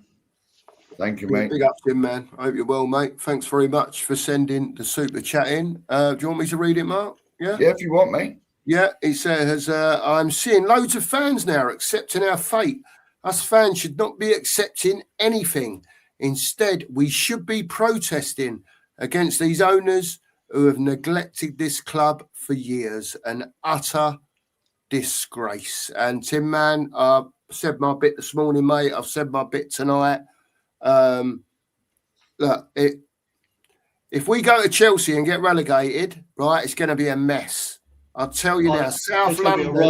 It's going to be a riot. It will be. It will be. Honestly, will be. I do believe that, right? Now, what I will say is, if our fate is already sealed by the Everton game, listen, and before I'm going to caveat that with, I think we should be protesting stay up or go down. Yeah, it's an absolutely shambolic every game affair. now. Every game. Right? But if people don't turn out in force, yeah, whether they're people that love the bus parade, whether they're people that don't understand, that need to get to understand, as Mr. Box Office would say, very quickly, yeah, we're going to lose this club. Yeah? Don't Definitely. by any stretch think that just because we're Tottenham Hotspur that we bounce back up next season. It's a hard league, mate, the Championship. Right. Go on, mate. Right, I'm going to jump in. I'm going to be at the Everton game, ticket or no ticket. I said earlier in the show, if we are relegated by then, if there's not 20,000 people at least marching down the high road, then I don't know what the hell we're doing here. Honestly, to see a club, as Tim Man said in his super chat. Thanks, Tim Man, by the way. Yeah, big up, mate. Thank you, Tim Man. You're always very generous. But the neglect that they've shown this club for years and years and years on end. Look, when Poch had us up near the top, just that few more million and we'd have won a league. The year Leicester won it and the year after when Chelsea won it, they did nothing. They're more interested in building the soulless bowl that we got now. Oh, the money's not available. The money's not available. They're more interested in building this soulless bowl so they could have Beyonce and the NFL there.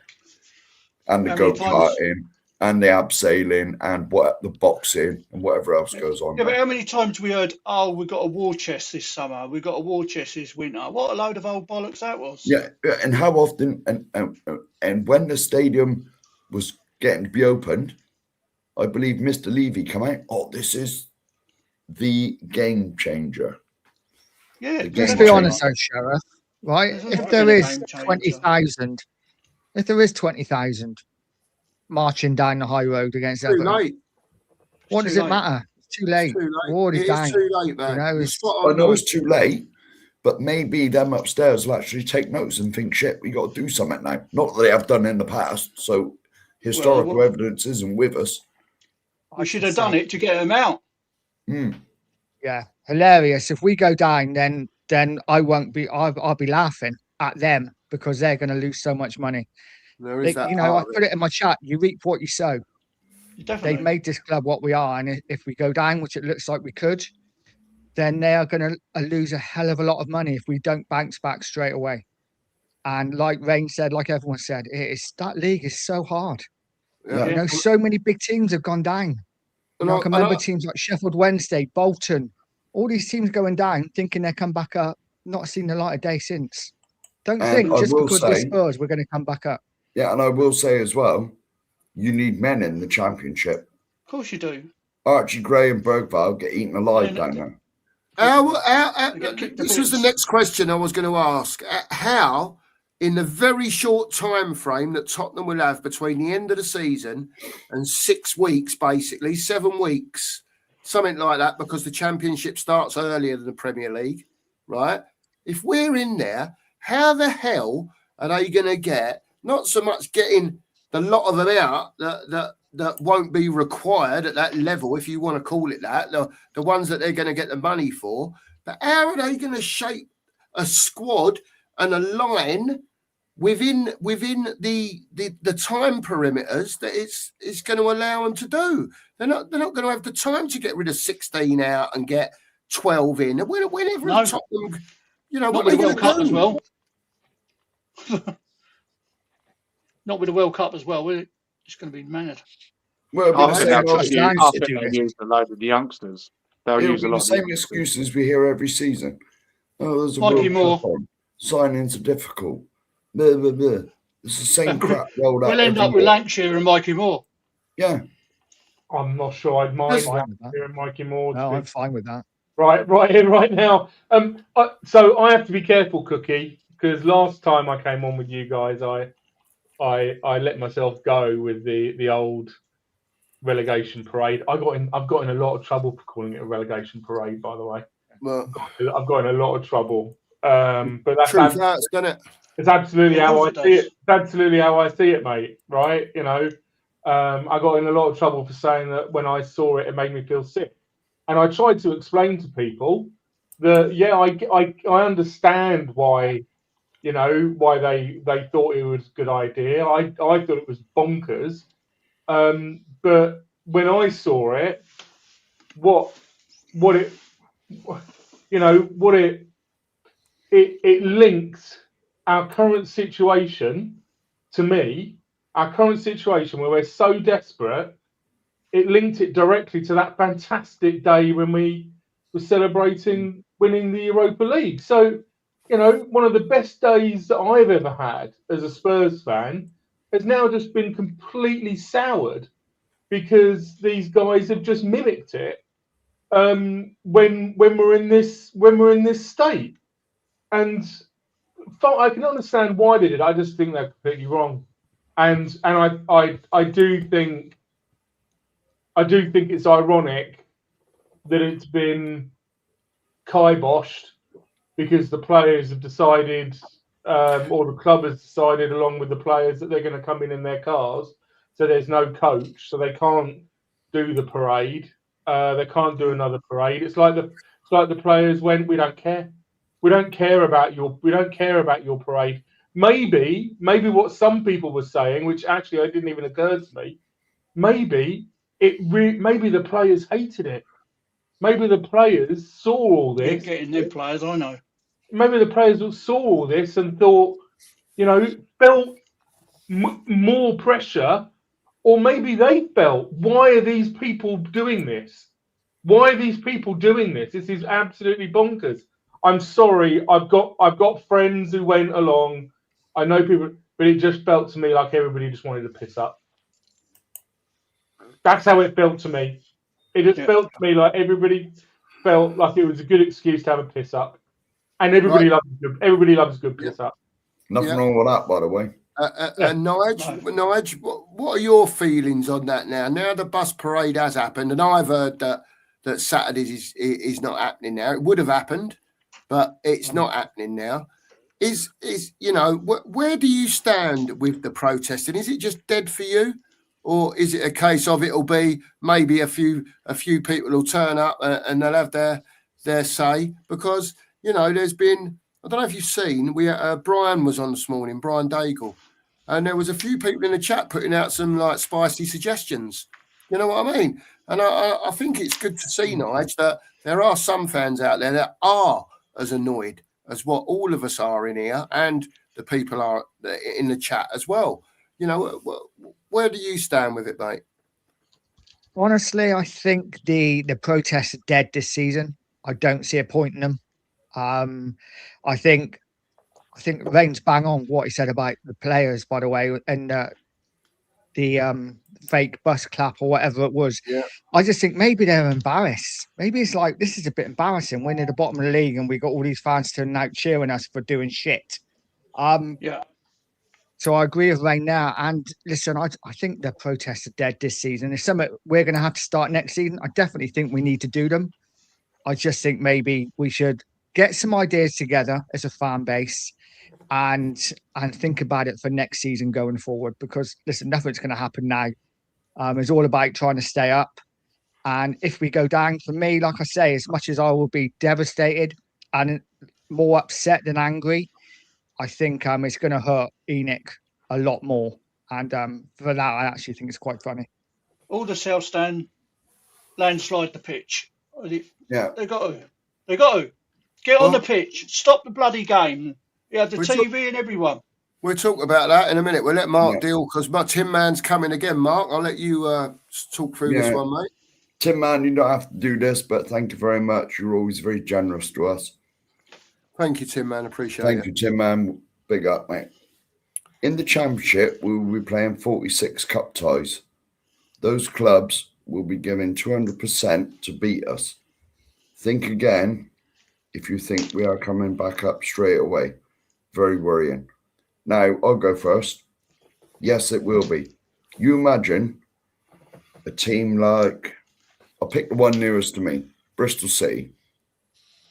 Bristol City at the Lane. They would never, ever have been to a ground like that with the facilities. They'll walk in to the away changing room and think, this is luxury. This is like staying in a 5-star hotel. They're only short of the dollars. We'll be going away to places like Ashton Gate. We'll probably have to get changed in a porter cabin. I'm not disrespecting Bristol City, by the way. No one come hunting me. I know you're only up the road. No hot water and all that for a shower. Yeah. Yeah, you know. I mean, no one in the Championship is going to have facilities like we got. They're gonna, the away fans coming. The beer fills up from the bottom. They've never seen things like that. You know, it's going to be a cup final to them. It's going to be like them getting to the playoff final and playing at Wembley. It's too nice, mate. That's what it is. Yeah. It's too nice. Yeah, honestly. It's too easy for them. Honestly, and every game, you got to think, most of the teams in that Championship would have only played us if we draw them in the FA Cup or the League Cup. Yeah. Yeah. You know, it's going to be like, we're playing one of the big boys. We're playing a Premier League team, man. You know what I mean? And they all raise their games. How many times have we drew like Championship and League One sides in like the Carabao Cup or whatever it was called back years ago, and we've lost because they've raised their games, because they've raised their game against us. You know, we are going to have 46 cup finals. I completely agree with you. Lincoln fans are already singing, aren't they? Tottenham away. Yeah. I put it in your WhatsApp, didn't I? They're going potty. They're going Tottenham away. Ole, ole. Seriously. Already. He's brought a smile to my face all tonight already, Rowley. Well done, mate. That's you've had an achievement there, making me smile tonight. I'll tell you. Seriously, I put it in your chat, in your WhatsApp group, mate. Yeah. I put the video in there. You have a look. Yeah, I'll have a look, mate. I'll have a look. I've just about got the phone going now. But it's behaving itself. Is it behaving itself? Yes. Yeah, I've got it here in front of me. I'm giving it a good old test out here. It's doing all right, mate. Thank you very much. I know it's still under training. I tried to help you with this training. You did. You did. I make you right, Sheriff. I watched the Championship. I got a bit of a soft spot for Wrexham after watching the whole Disney thing, and I watched quite a lot. And I think a lot of Spurs fans think if we go down, we're going straight back up. It's going to go straight back up. You know, we're going to roll over, even if they think that our kids can be sent to the Championship. And they should rise to the cream. they should rise to the top because they're Premier League kids. That ain't the way it works. That isn't the way it works in the Championship. No. It's a battle. They play proper football, like you say, Cookie. They do the basics. Like you say, Rowley. These guys learn. These guys in the Championship, a lot of them learn football in the parks. They were shouted at. They understand how to play proper football, and It's basics, Ryan. they take no prisoners. They absolutely take no prisoners. So you look at you look at a lot of these teams. They haven't got kids in them. It's fine. Me and Nige going, oh, I'll take Mikey Moore and Lancashire, which I would actually, by the way, right now. But the truth is that in the Championship, if you're under 24, you're a kid. Most of them are well over 24 into their, up to 30 into their. They're men. They're men, Rain. Men in the Championship. They'll kick you to bits. They will kick you to bits. And the refs don't give them. And there's no VAR to protect you. They will kick you to bits, mate. And the refs don't give a monkeys. The refs, the refs expect it to be a man's game as well. Yeah. I think there's going to be a lot of, if it does happen, and I'm still not. Hopeful, right? Is the word. Yeah, I'm still not there. But if it does happen, I think a lot of Spurs fans are going to get their eyes opened to what Championship football. They just bring our loan players back. There's loads of them, isn't there? Gone out. Yeah, but they're all young, aren't they? So what kind of players are we're going to have to sign, like top Championship players, to try and get us out of the Championship? We're going to have to get players that have just been... We're going to have to get players that are in the Premiership and not getting in the teams. You know, like sort of... I don't think they'll even do that, Mark.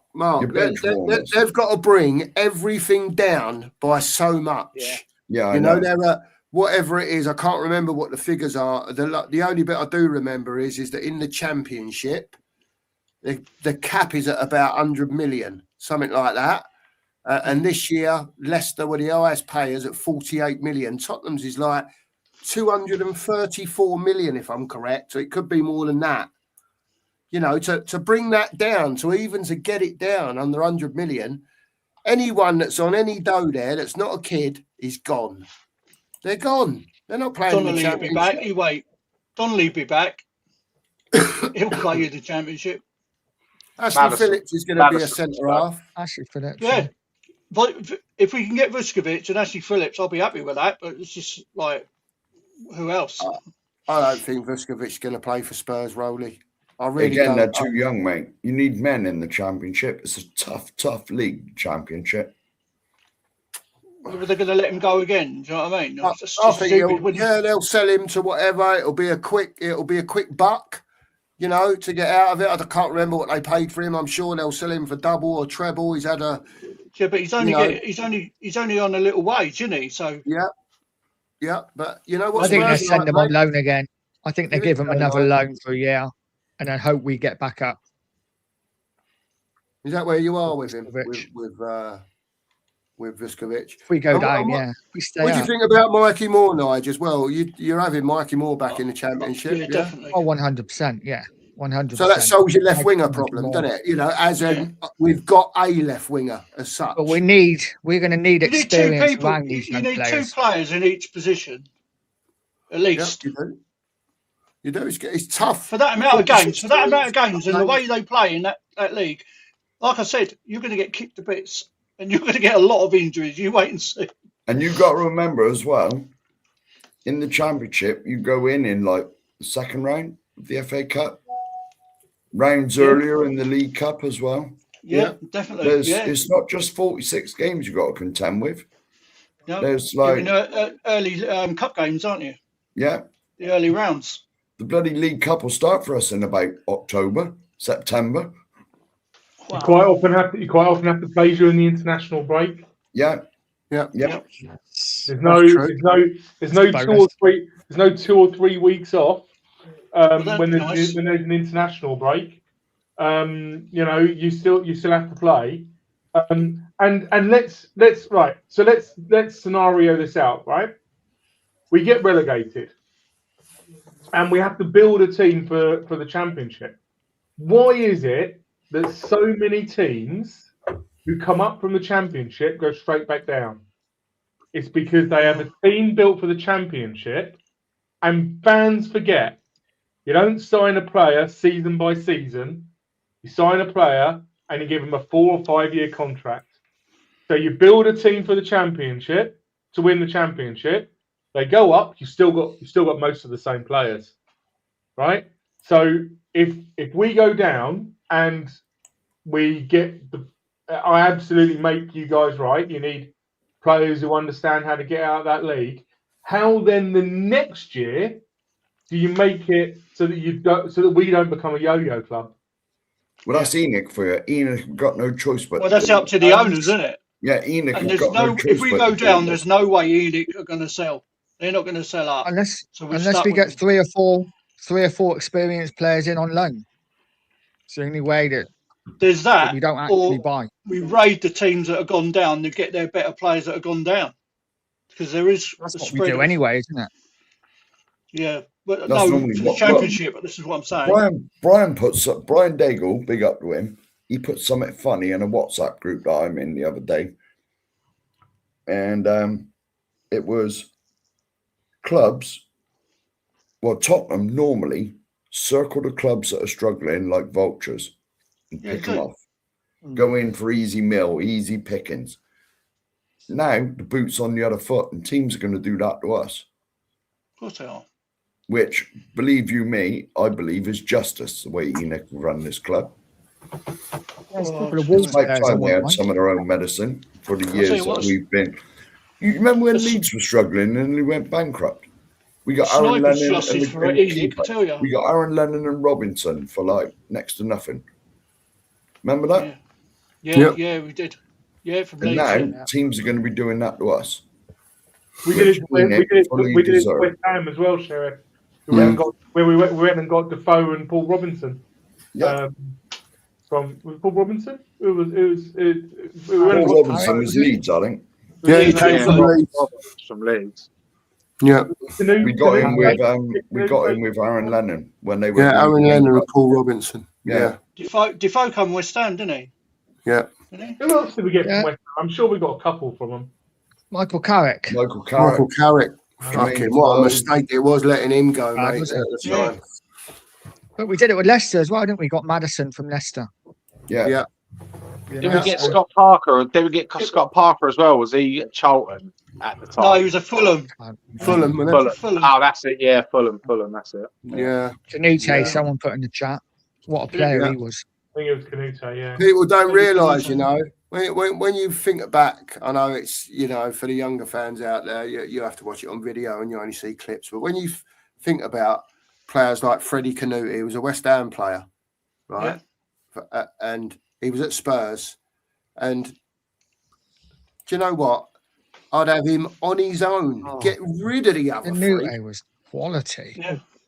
Do you know what I mean? And when you're talking about players, these were the time, and there were people at Spurs that didn't like Canute, Nigel. You know that. He Yeah, was You know what I mean? But he was different. gear, technically mate, so honestly. good. You know, and you just don't see it Totally anymore. agree. It's such a shame. Such a shame. You know, it just, that's why the program's called Destroyed. You know, I feel destroyed by it. Tottenham will always be my team. Like I said, I don't care if we're in the Isthmian League. I don't give a shit.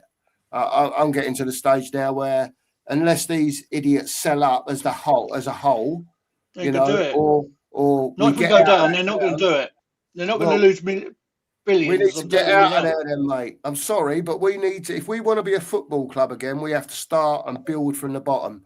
And if we're going to do it without having their stranglehold round us, then it's going to take years, mate. Years and years and years. Otherwise, unless they sell it to someone, like I say, as a whole, yeah, and the stadium gets kept and it starts getting used properly for football, then we are where we are, mate. I can only see us going one way. Honestly, I can. They're not going to sell if we get destroying. relegated. It don't matter because they're going to lose billions, and they ain't going to do that. They're going to wait. They're going to try and throw money at it and try and get us back up, and then they'll sell. Yeah. So that ain't going to happen, mate. Big up Sporting. Listen, I think unless anyone else has got anything to say, we'll wrap it up for tonight because do you know what? Emotionally, this club has done me this week. Honestly, I've never felt. You had a meltdown, honestly, mate. So low over this weekend. It's getting to the stage where it's breaking me, and I'm not going to let it. I won't let it. Me and Jack are all right. But you know, I'm despairing at the moment, and it's nothing worse than sitting here as a fan and you think to yourself, do you know what, we probably are going down. And the worst thing is knowing that these absolute swats up there ain't got a Scooby-Doo, right? And we're going to be out of the Premier League for a very long time. That's what scares me. We can't do nothing about it. Yeah, I was going to say, what scares me is we're all as gutted as one another on this panel. I can see us going down now. When you brought this up back in December or January, when you started talking about it on this channel, mate, I was like, nah. We're too good to go down. We're too good to go down. But what you said back then, mate, is 4 months ago. You were right. So it's not about being right, though. It's not about. I'm not saying this about being right. It's just seeing the bigger picture, Mark, like we spoke about in chats. You can't just, narrow it down to a game. You've got to look at things overall. And when there's been no improvement for so long, and then you can see the confidence draining away when you're watching a game. You know what I mean? And you're thinking to yourself, what the fuck is going on at my football club? Yeah. What is going on? And it just, Mark, I've been there. I was born in 68. I started going to Tottenham in 72 when I was 4 years old. It was my life, mate. All I ever wanted to do was play football for Tottenham Hotspur. You grew up in the area, mate. Unfortunately, I never made it, right? That's one of those things. But I was still down at the training ground at a kid every day in the school holidays watching these legends. Yeah? Do you know what I mean? And I see today and I look at what's on that pitch, right? And the only word I can use is despair. I just absolutely despair. I despair of what the players are doing on the pitch. I despair of what them upstairs are doing to our football club. And all I feel like I'm in a massive abyss. And it's just, I'm falling and I'm falling and I'm falling. And not just me, other Spurs fans. Everyone. And I'm just falling and the hole's not closing up. Do you know what I mean? And and I'll go back to there was a very, and Rain and Nige, and I don't know if Dave and Rowley remember, I'm sure Sheriff will. Back in the day, you'll remember Sava having a show, and he had a young lad on there called Ben, who had very opposite opinions to Sava. And the question was, have we reached the bottom of the V yet? Yeah. That was back then. And everyone's going, it can't get much worse than what it is now. Look, fuck me, look at it now. Have we reached the bottom of the V yet, guys? We're about 4 months on from that comment. Have we reached the bottom of the V yet? We're scraping the barrel. We're scraping the barrel. Well, if we ain't at the bottom of the V, mate, how much lower is the V going to take us? I think we might be at the bottom of the V. I think we might be. And you know what? Well, I'm trying to think of positives. Yeah. Maybe. And I know all you guys probably feel this. I feel so disconnected to this club currently. Yeah. And maybe going down, right? Maybe will help me to feel connected to the club again. To have players that are playing for the club that I love, who actually want to play for the club that I love. You know, youngsters coming through that I get a connection with, that I feel a connection with because they're Spurs. So maybe in the long term, yes, it's going to hurt for a while. But maybe going forward, us going down, and I don't want to sound like Stel, but maybe us going down will bring us together more as a fan base long term. Like I say, I get that. I think Pot said before, didn't he, that we're gonna have to go through some bad times before we get to the good times again. Maybe these are the bad times that we need to go through. I still rather stay up, but let's see. But I've got to say, before anyone else jumps in, yeah, the warnings were there from a lot of the managers. Virtually every single manager, your Contes, your Mourinho's in his own way, your Poch's in his own way. You can't be no more blatant about it than what Conte was. Mm-hmm. You just can't be. Whatever you think of your feelings, how he left the club, what was going on in his family life, all that sort of stuff. Everything he said in that interview and what others have said as well has come true. The only thing I'll say about the Conte interview, though, you got to remember his best friend had just died.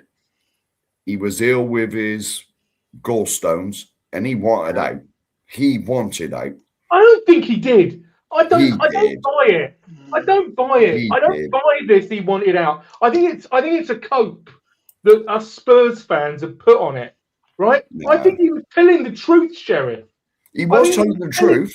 I think he was telling the truth. What's the quickest way of getting a sack from your job? Slag your box off.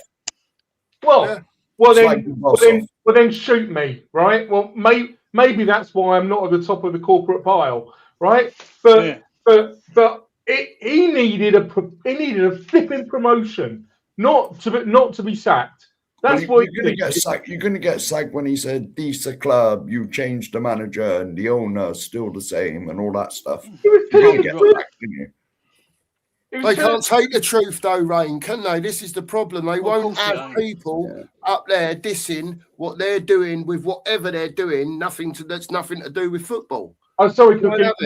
My problem is with the Spurs fans who talk about Conte and say he said the right thing, but he shouldn't have said it. He should have said it. And he's banging his fucking head against the wall. He's just banging his head against the wall. I want this player. I want that player. No, you're not having that player. Well, fuck you then. That's what you're saying. Everyone here, nobody here has had a perfect life, right? I can bet you. If you have, good luck to you, because I certainly haven't, right? And we all know that sometimes you lose it, right? Sometimes the shell around your well protected internal monologue sort of breaks and something comes out. We all know, if you really think about it, that Conte was saying loads and loads and loads of stuff privately before he had that meltdown. It's not like he just decided he was going to have a meltdown. He was saying all of those things to the club. We need to do this. We need to do that. We need to do this. We need to do that. Poch was saying it, right? Yeah. Poch was saying it for a year, and then he started saying it in the pressers. Jose never bothered. Jose just glided through Spurs and then let himself get sacked because Jose didn't give a monkeys, right? But Poch went out on it. Conte, you know that this is not the first time they were saying those things, right? And I'm sorry, but as Spurs fans, we need to look at what Conte was saying. We need to look when these coaches come out like Ange towards the end. He went, "This squad needs a whole load of experienced players," and he was gone in a week. Right? We as Spurs. I'm sorry, Cookie. I said. Keep going, man. I said I need to be careful, but we as Spurs fans need to be listening to these people and doing something about it. We need to, because it's too many people have said the same thing, and then we sit back and go. And it's not just one person. It's all of us. I've got mates who say it. It's a cope. It's a cope. He shouldn't have said it. Right. No, he absolutely should have said it because it's the truth. And if you Yes. don't tell the truth, then where do you end up? You end up in the bottom 3 and in the championship. That's what. Right. That's why we are where we are.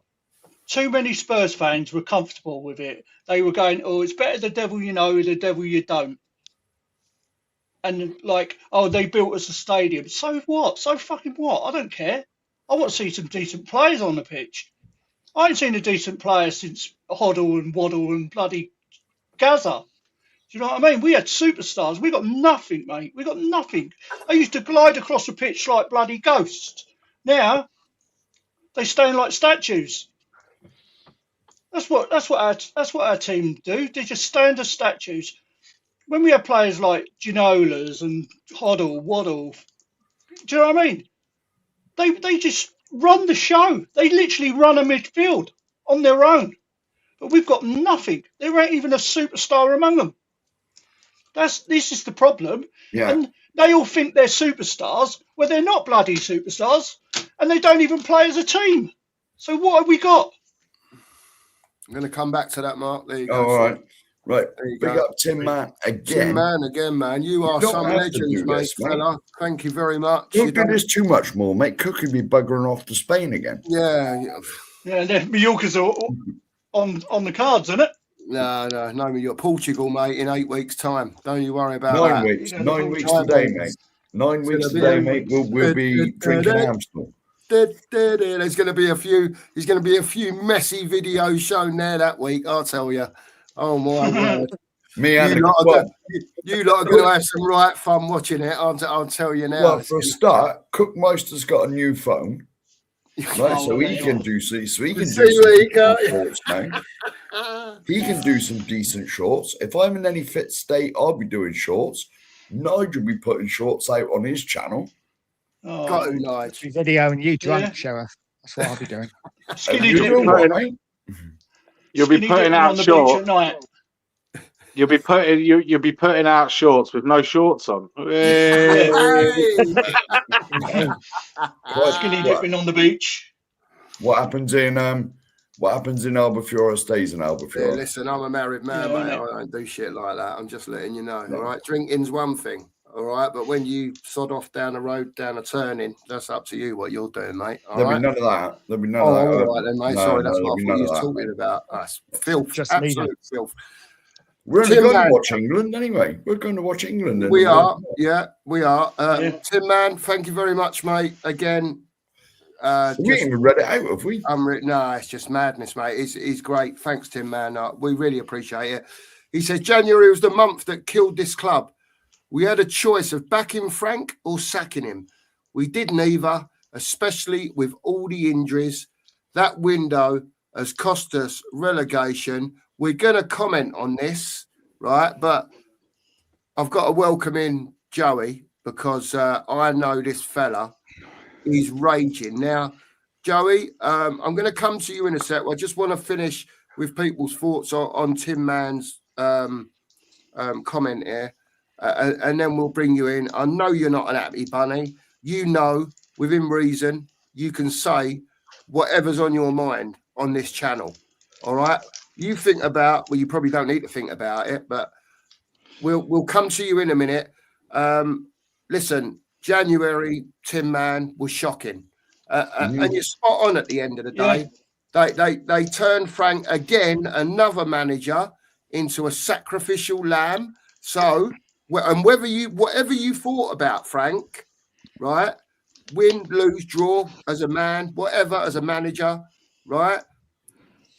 That he was a sacrificial lamb. They kept didn't help him, did they? The winter, done their No, usual. didn't back him. No, Didn't no back backing. him. Then they sacked him. Yeah. Then you've got Tudor in, right? That was an absolute disaster. And now we started off very slowly and very wobbly, I might add, under De Zerbi. You know, the injuries have been shocking. You speak to any other fan, West Ham fans, Arsenal fans. I spoke to loads of different fans, and they say they've never seen anything like it. What's going on at Tottenham? Wow. Right? I've got no doubt that contributes maybe a little bit to the position that we're in now. We'd probably be mid-table if you had a Maddison and a Kulu. The thing is with Thomas Frank, though, it's not even, well, it is about, it's not even about backing him. It's giving him the help. You ain't got to go all out and splurge loads of money. Just give him some players that improve the team. You know, the 1st of January or 2nd of January. For the right position to be handy, wouldn't it? Well, hang on a minute. Sorry. 1st or 2nd of January, we sell Johnson, who was top scorer last year. Yes, I was a big fan of his. Yes, and I used to wind Mark up by saying all that stuff. Right, but there was no plan on his replacement. We sold him, and for the same money, for what we got for him, we spent it on Conor Gallagher, a completely different player. Where's his replacement? Where's Sonny's replacement? Where's Ericsson's replacement, even if you want to go back that far? Yeah, Where's Dembele's replacement? Yeah, where's Dem? Well, that's years ago, man. Sheriff, I'll even add to that. We sell him on the 2nd, Johnson. On the 4th, Kudus goes down injured. Yeah, but there you go. Yeah, there you go. So that's even more. That's even worse. They considered Johnson Kudus' replacement, and so they had got a month to get another player in. I understand that. But then when Kudus goes down 2 days later, where is his immediate replacement? They think, shit, we need a right winger now. Let's get one. Yeah, right. Anyone else got anything to say on Tim Mann's comment? I'll bring it back. I have. Go on, crack on. January didn't cost us. I'm sure Tim Mann's a very nice person, and I'm going to upset quite a few people tonight. And I'll be honest with you all, anyone in the chat, I don't care because I don't know you. But the problem here is comments like that. January didn't cost us. Not buying in January didn't cost us. Go back 10 years, and that January fucking cost us. Yeah? The Januaries we didn't buy. The summer windows we didn't buy. The managers we didn't back. That has all led up to this fucking mess that we're all sitting here day in, day out, talking about, stressing about. We're letting this whole Enoch thing affect us when we all need to go, do you know what? Fuck them. I'm not going to let it bother me no more. Because they're not worth it. We've got fans, right? Sorry, I'm sure everyone is going to get upset. Oh, De Zerbi didn't pick the right team. Frank didn't pick the right team. Jose didn't pick the right team. Nuno didn't pick the right team to pick. We don't fucking know who's good in training, who's injured, who's got a knock, who's only got 75%. The players are shit. Doesn't matter. I said this weeks ago, Cookie. Don't matter if you put Ferguson there and Pepper's his assistant. It wouldn't matter a shit. I believe, I'm no conspiracy theorist, but I believe there is a bigger plan at play here. The removal of Levy, the bringing in of that idiot Vinay, the bringing in of Lang, knowing Lang's track record that he takes things down. There is a whole, I can't work it out. I've read and I've looked at finance. I just can't work out what they're doing. But it is so obvious to me that this is a deliberate plan. Whether it's to diminish the value of Levy shares or whatever, I don't know. But it's all fucking deliberate because they could have acted, as Tim has, they could have acted in January. They didn't. They knew we were in the shit. Why would you do nothing? Knowing the problems that you have with injuries, your perilous position in the league, why would you not act when there were clearly players available? And if you offered enough money, you would get players that weren't available. You can't tell me players didn't want to come in the window. Of course they would have come in the window. You're telling me we couldn't have signed Lookman. Of course we could have signed Lookman.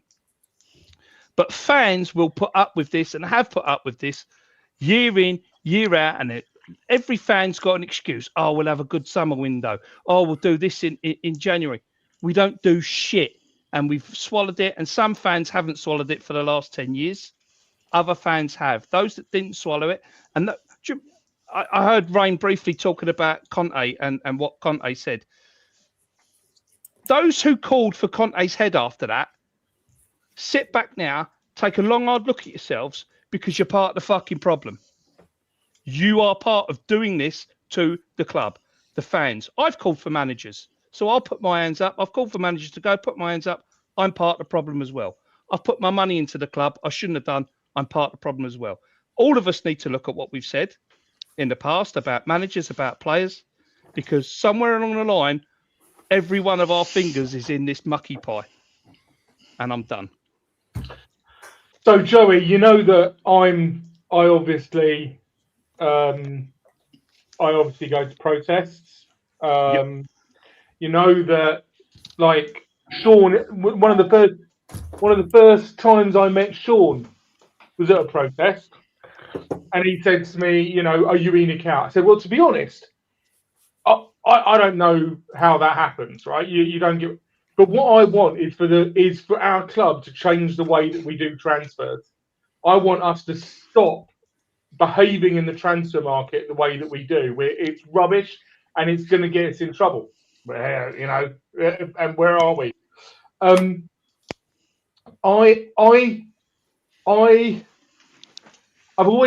got like these little phrases in my head, and you saying that it's a plan, I'm not sure it is, mate.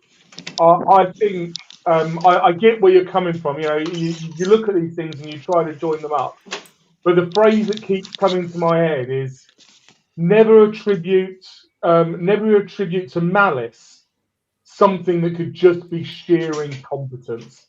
And I think these guys just don't have a freaking clue. I think they thought they could get away with getting in shoddy, forgive me, merchandise, the players, right? Not getting the right squads in. And you know what? We're Tottenham Hotspur, and it's going to be all right. That's what I reckon. They thought they just needed it to tick over so they can go and do their property thing.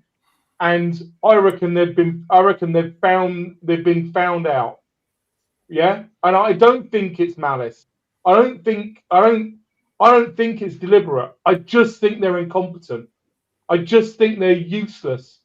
I don't think they know what they're doing.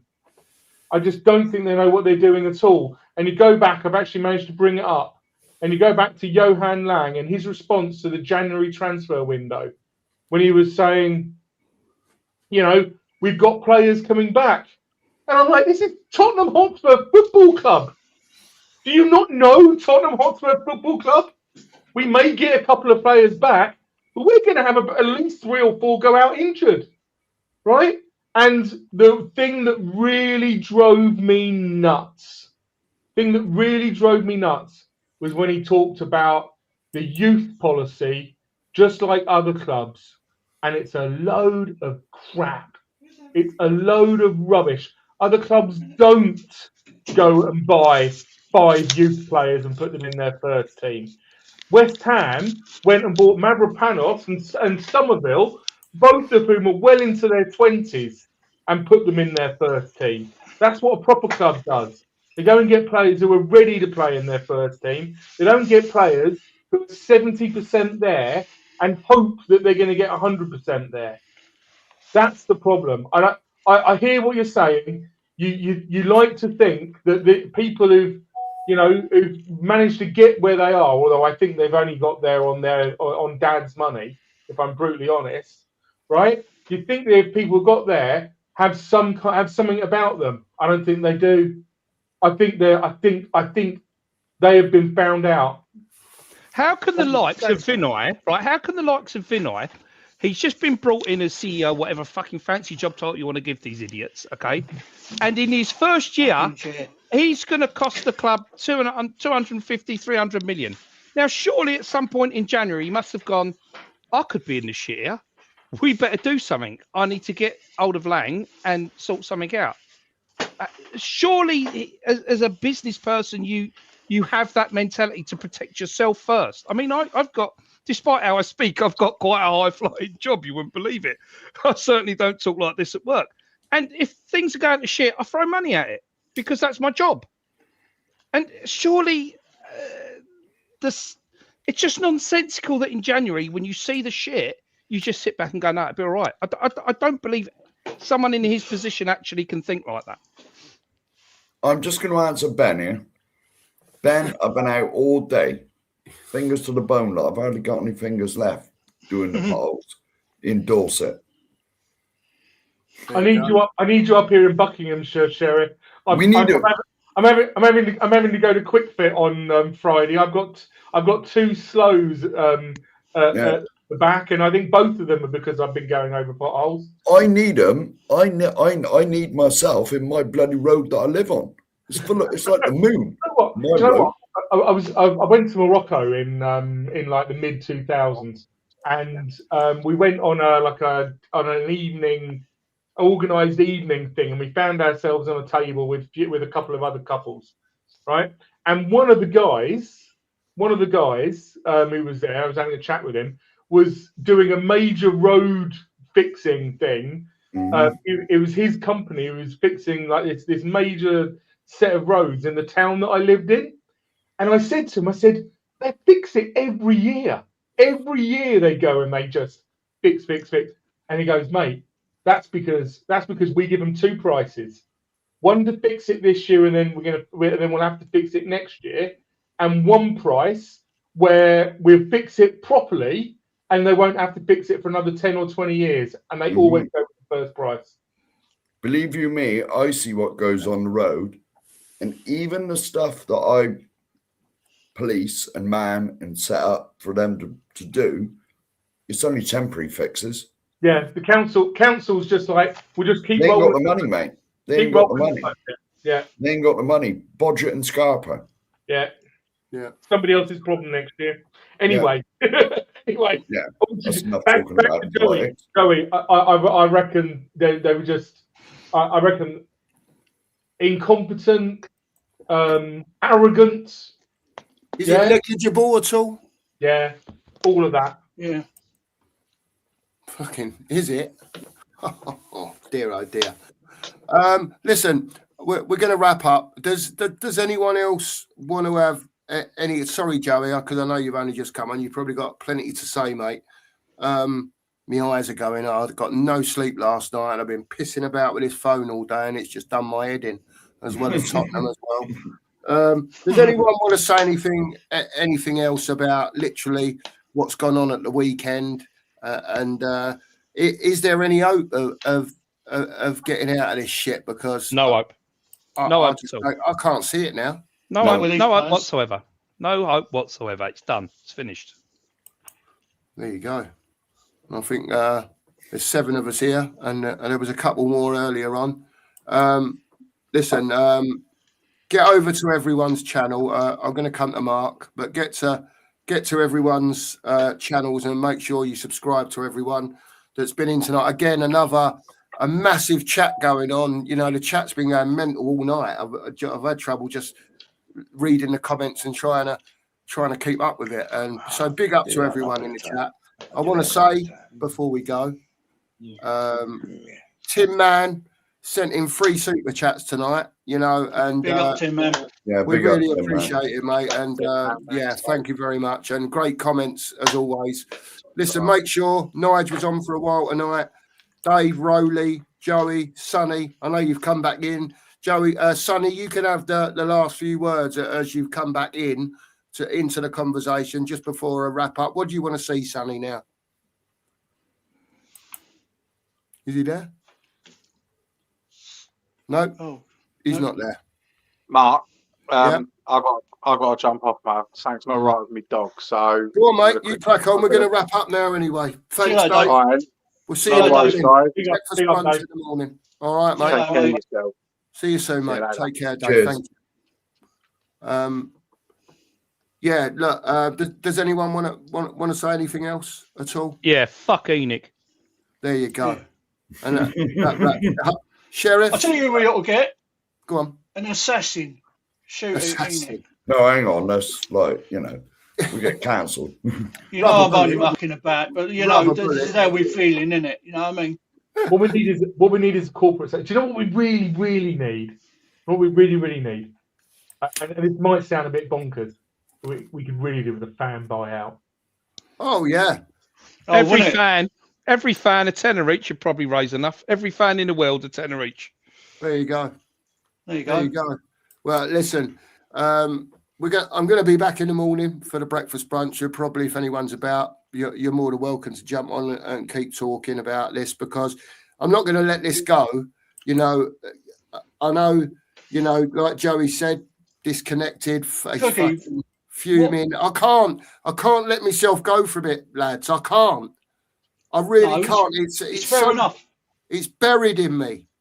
Well, this is why I'm very reserved about it at the minute, because I'm, you know me, I'd like to drop a C-bomb, but I'm not going to let it fuck my head up anymore. I'm done with it. I'm resigned to it. It's done. It's dusted, and on to next year and see what happens, because I'm not going to let it play with my mind anymore. Yeah, that's where I am, Joey. Fair play. Mark, do you want to say anything before we jump, mate? No, big up, mate. Big up, mate. Thank you for hosting the show as usual. I will be out of here when it finishes. Listen, these guys make the show, Mark. You know, I can have emotion, I can have passion, and I'll never change. I'll never. It doesn't matter what goes on at this club. I will never change. They can never take away what we had at this football club, right? And the memories that we've got, just because they believe they can wipe it out from us. Until the day I die, I will live and breathe Tottenham Hotspur, and it will never change. They'll never take it away from me, and hopefully they'll never take it away from all our fabulous chat and the panel and the people that come on this panel week in, week out to air their grievances about these shit bastards that are running our club. If you've got nothing else to say, Mark, on that note, I'm going to say thanks to everyone for being in tonight. Really appreciate it. Big up Cookie, big up Sheriff, big up Ryan, big up Joey, man. And peace out, everyone. Breakfast brunch in the morning, 9:30. Come and join us. Yeah, I'm sure we'll have a few people on, and we'll carry on talking about it. For me, it's just what I've got to do. You know, if I can get on, mate, I will. But I got to be in a location where I can get serious signal. Yeah, no worries, mate. No worries. But anyway, 9:30 breakfast brunch tomorrow morning. Thanks to everyone. Tim Man again. Thanks very much. And on that note, Mark, we'll end the stream, and I will say, and hopefully you lot will too, come on. Come on. You Spurs. You Spurs. Lads down the lane with the pure coys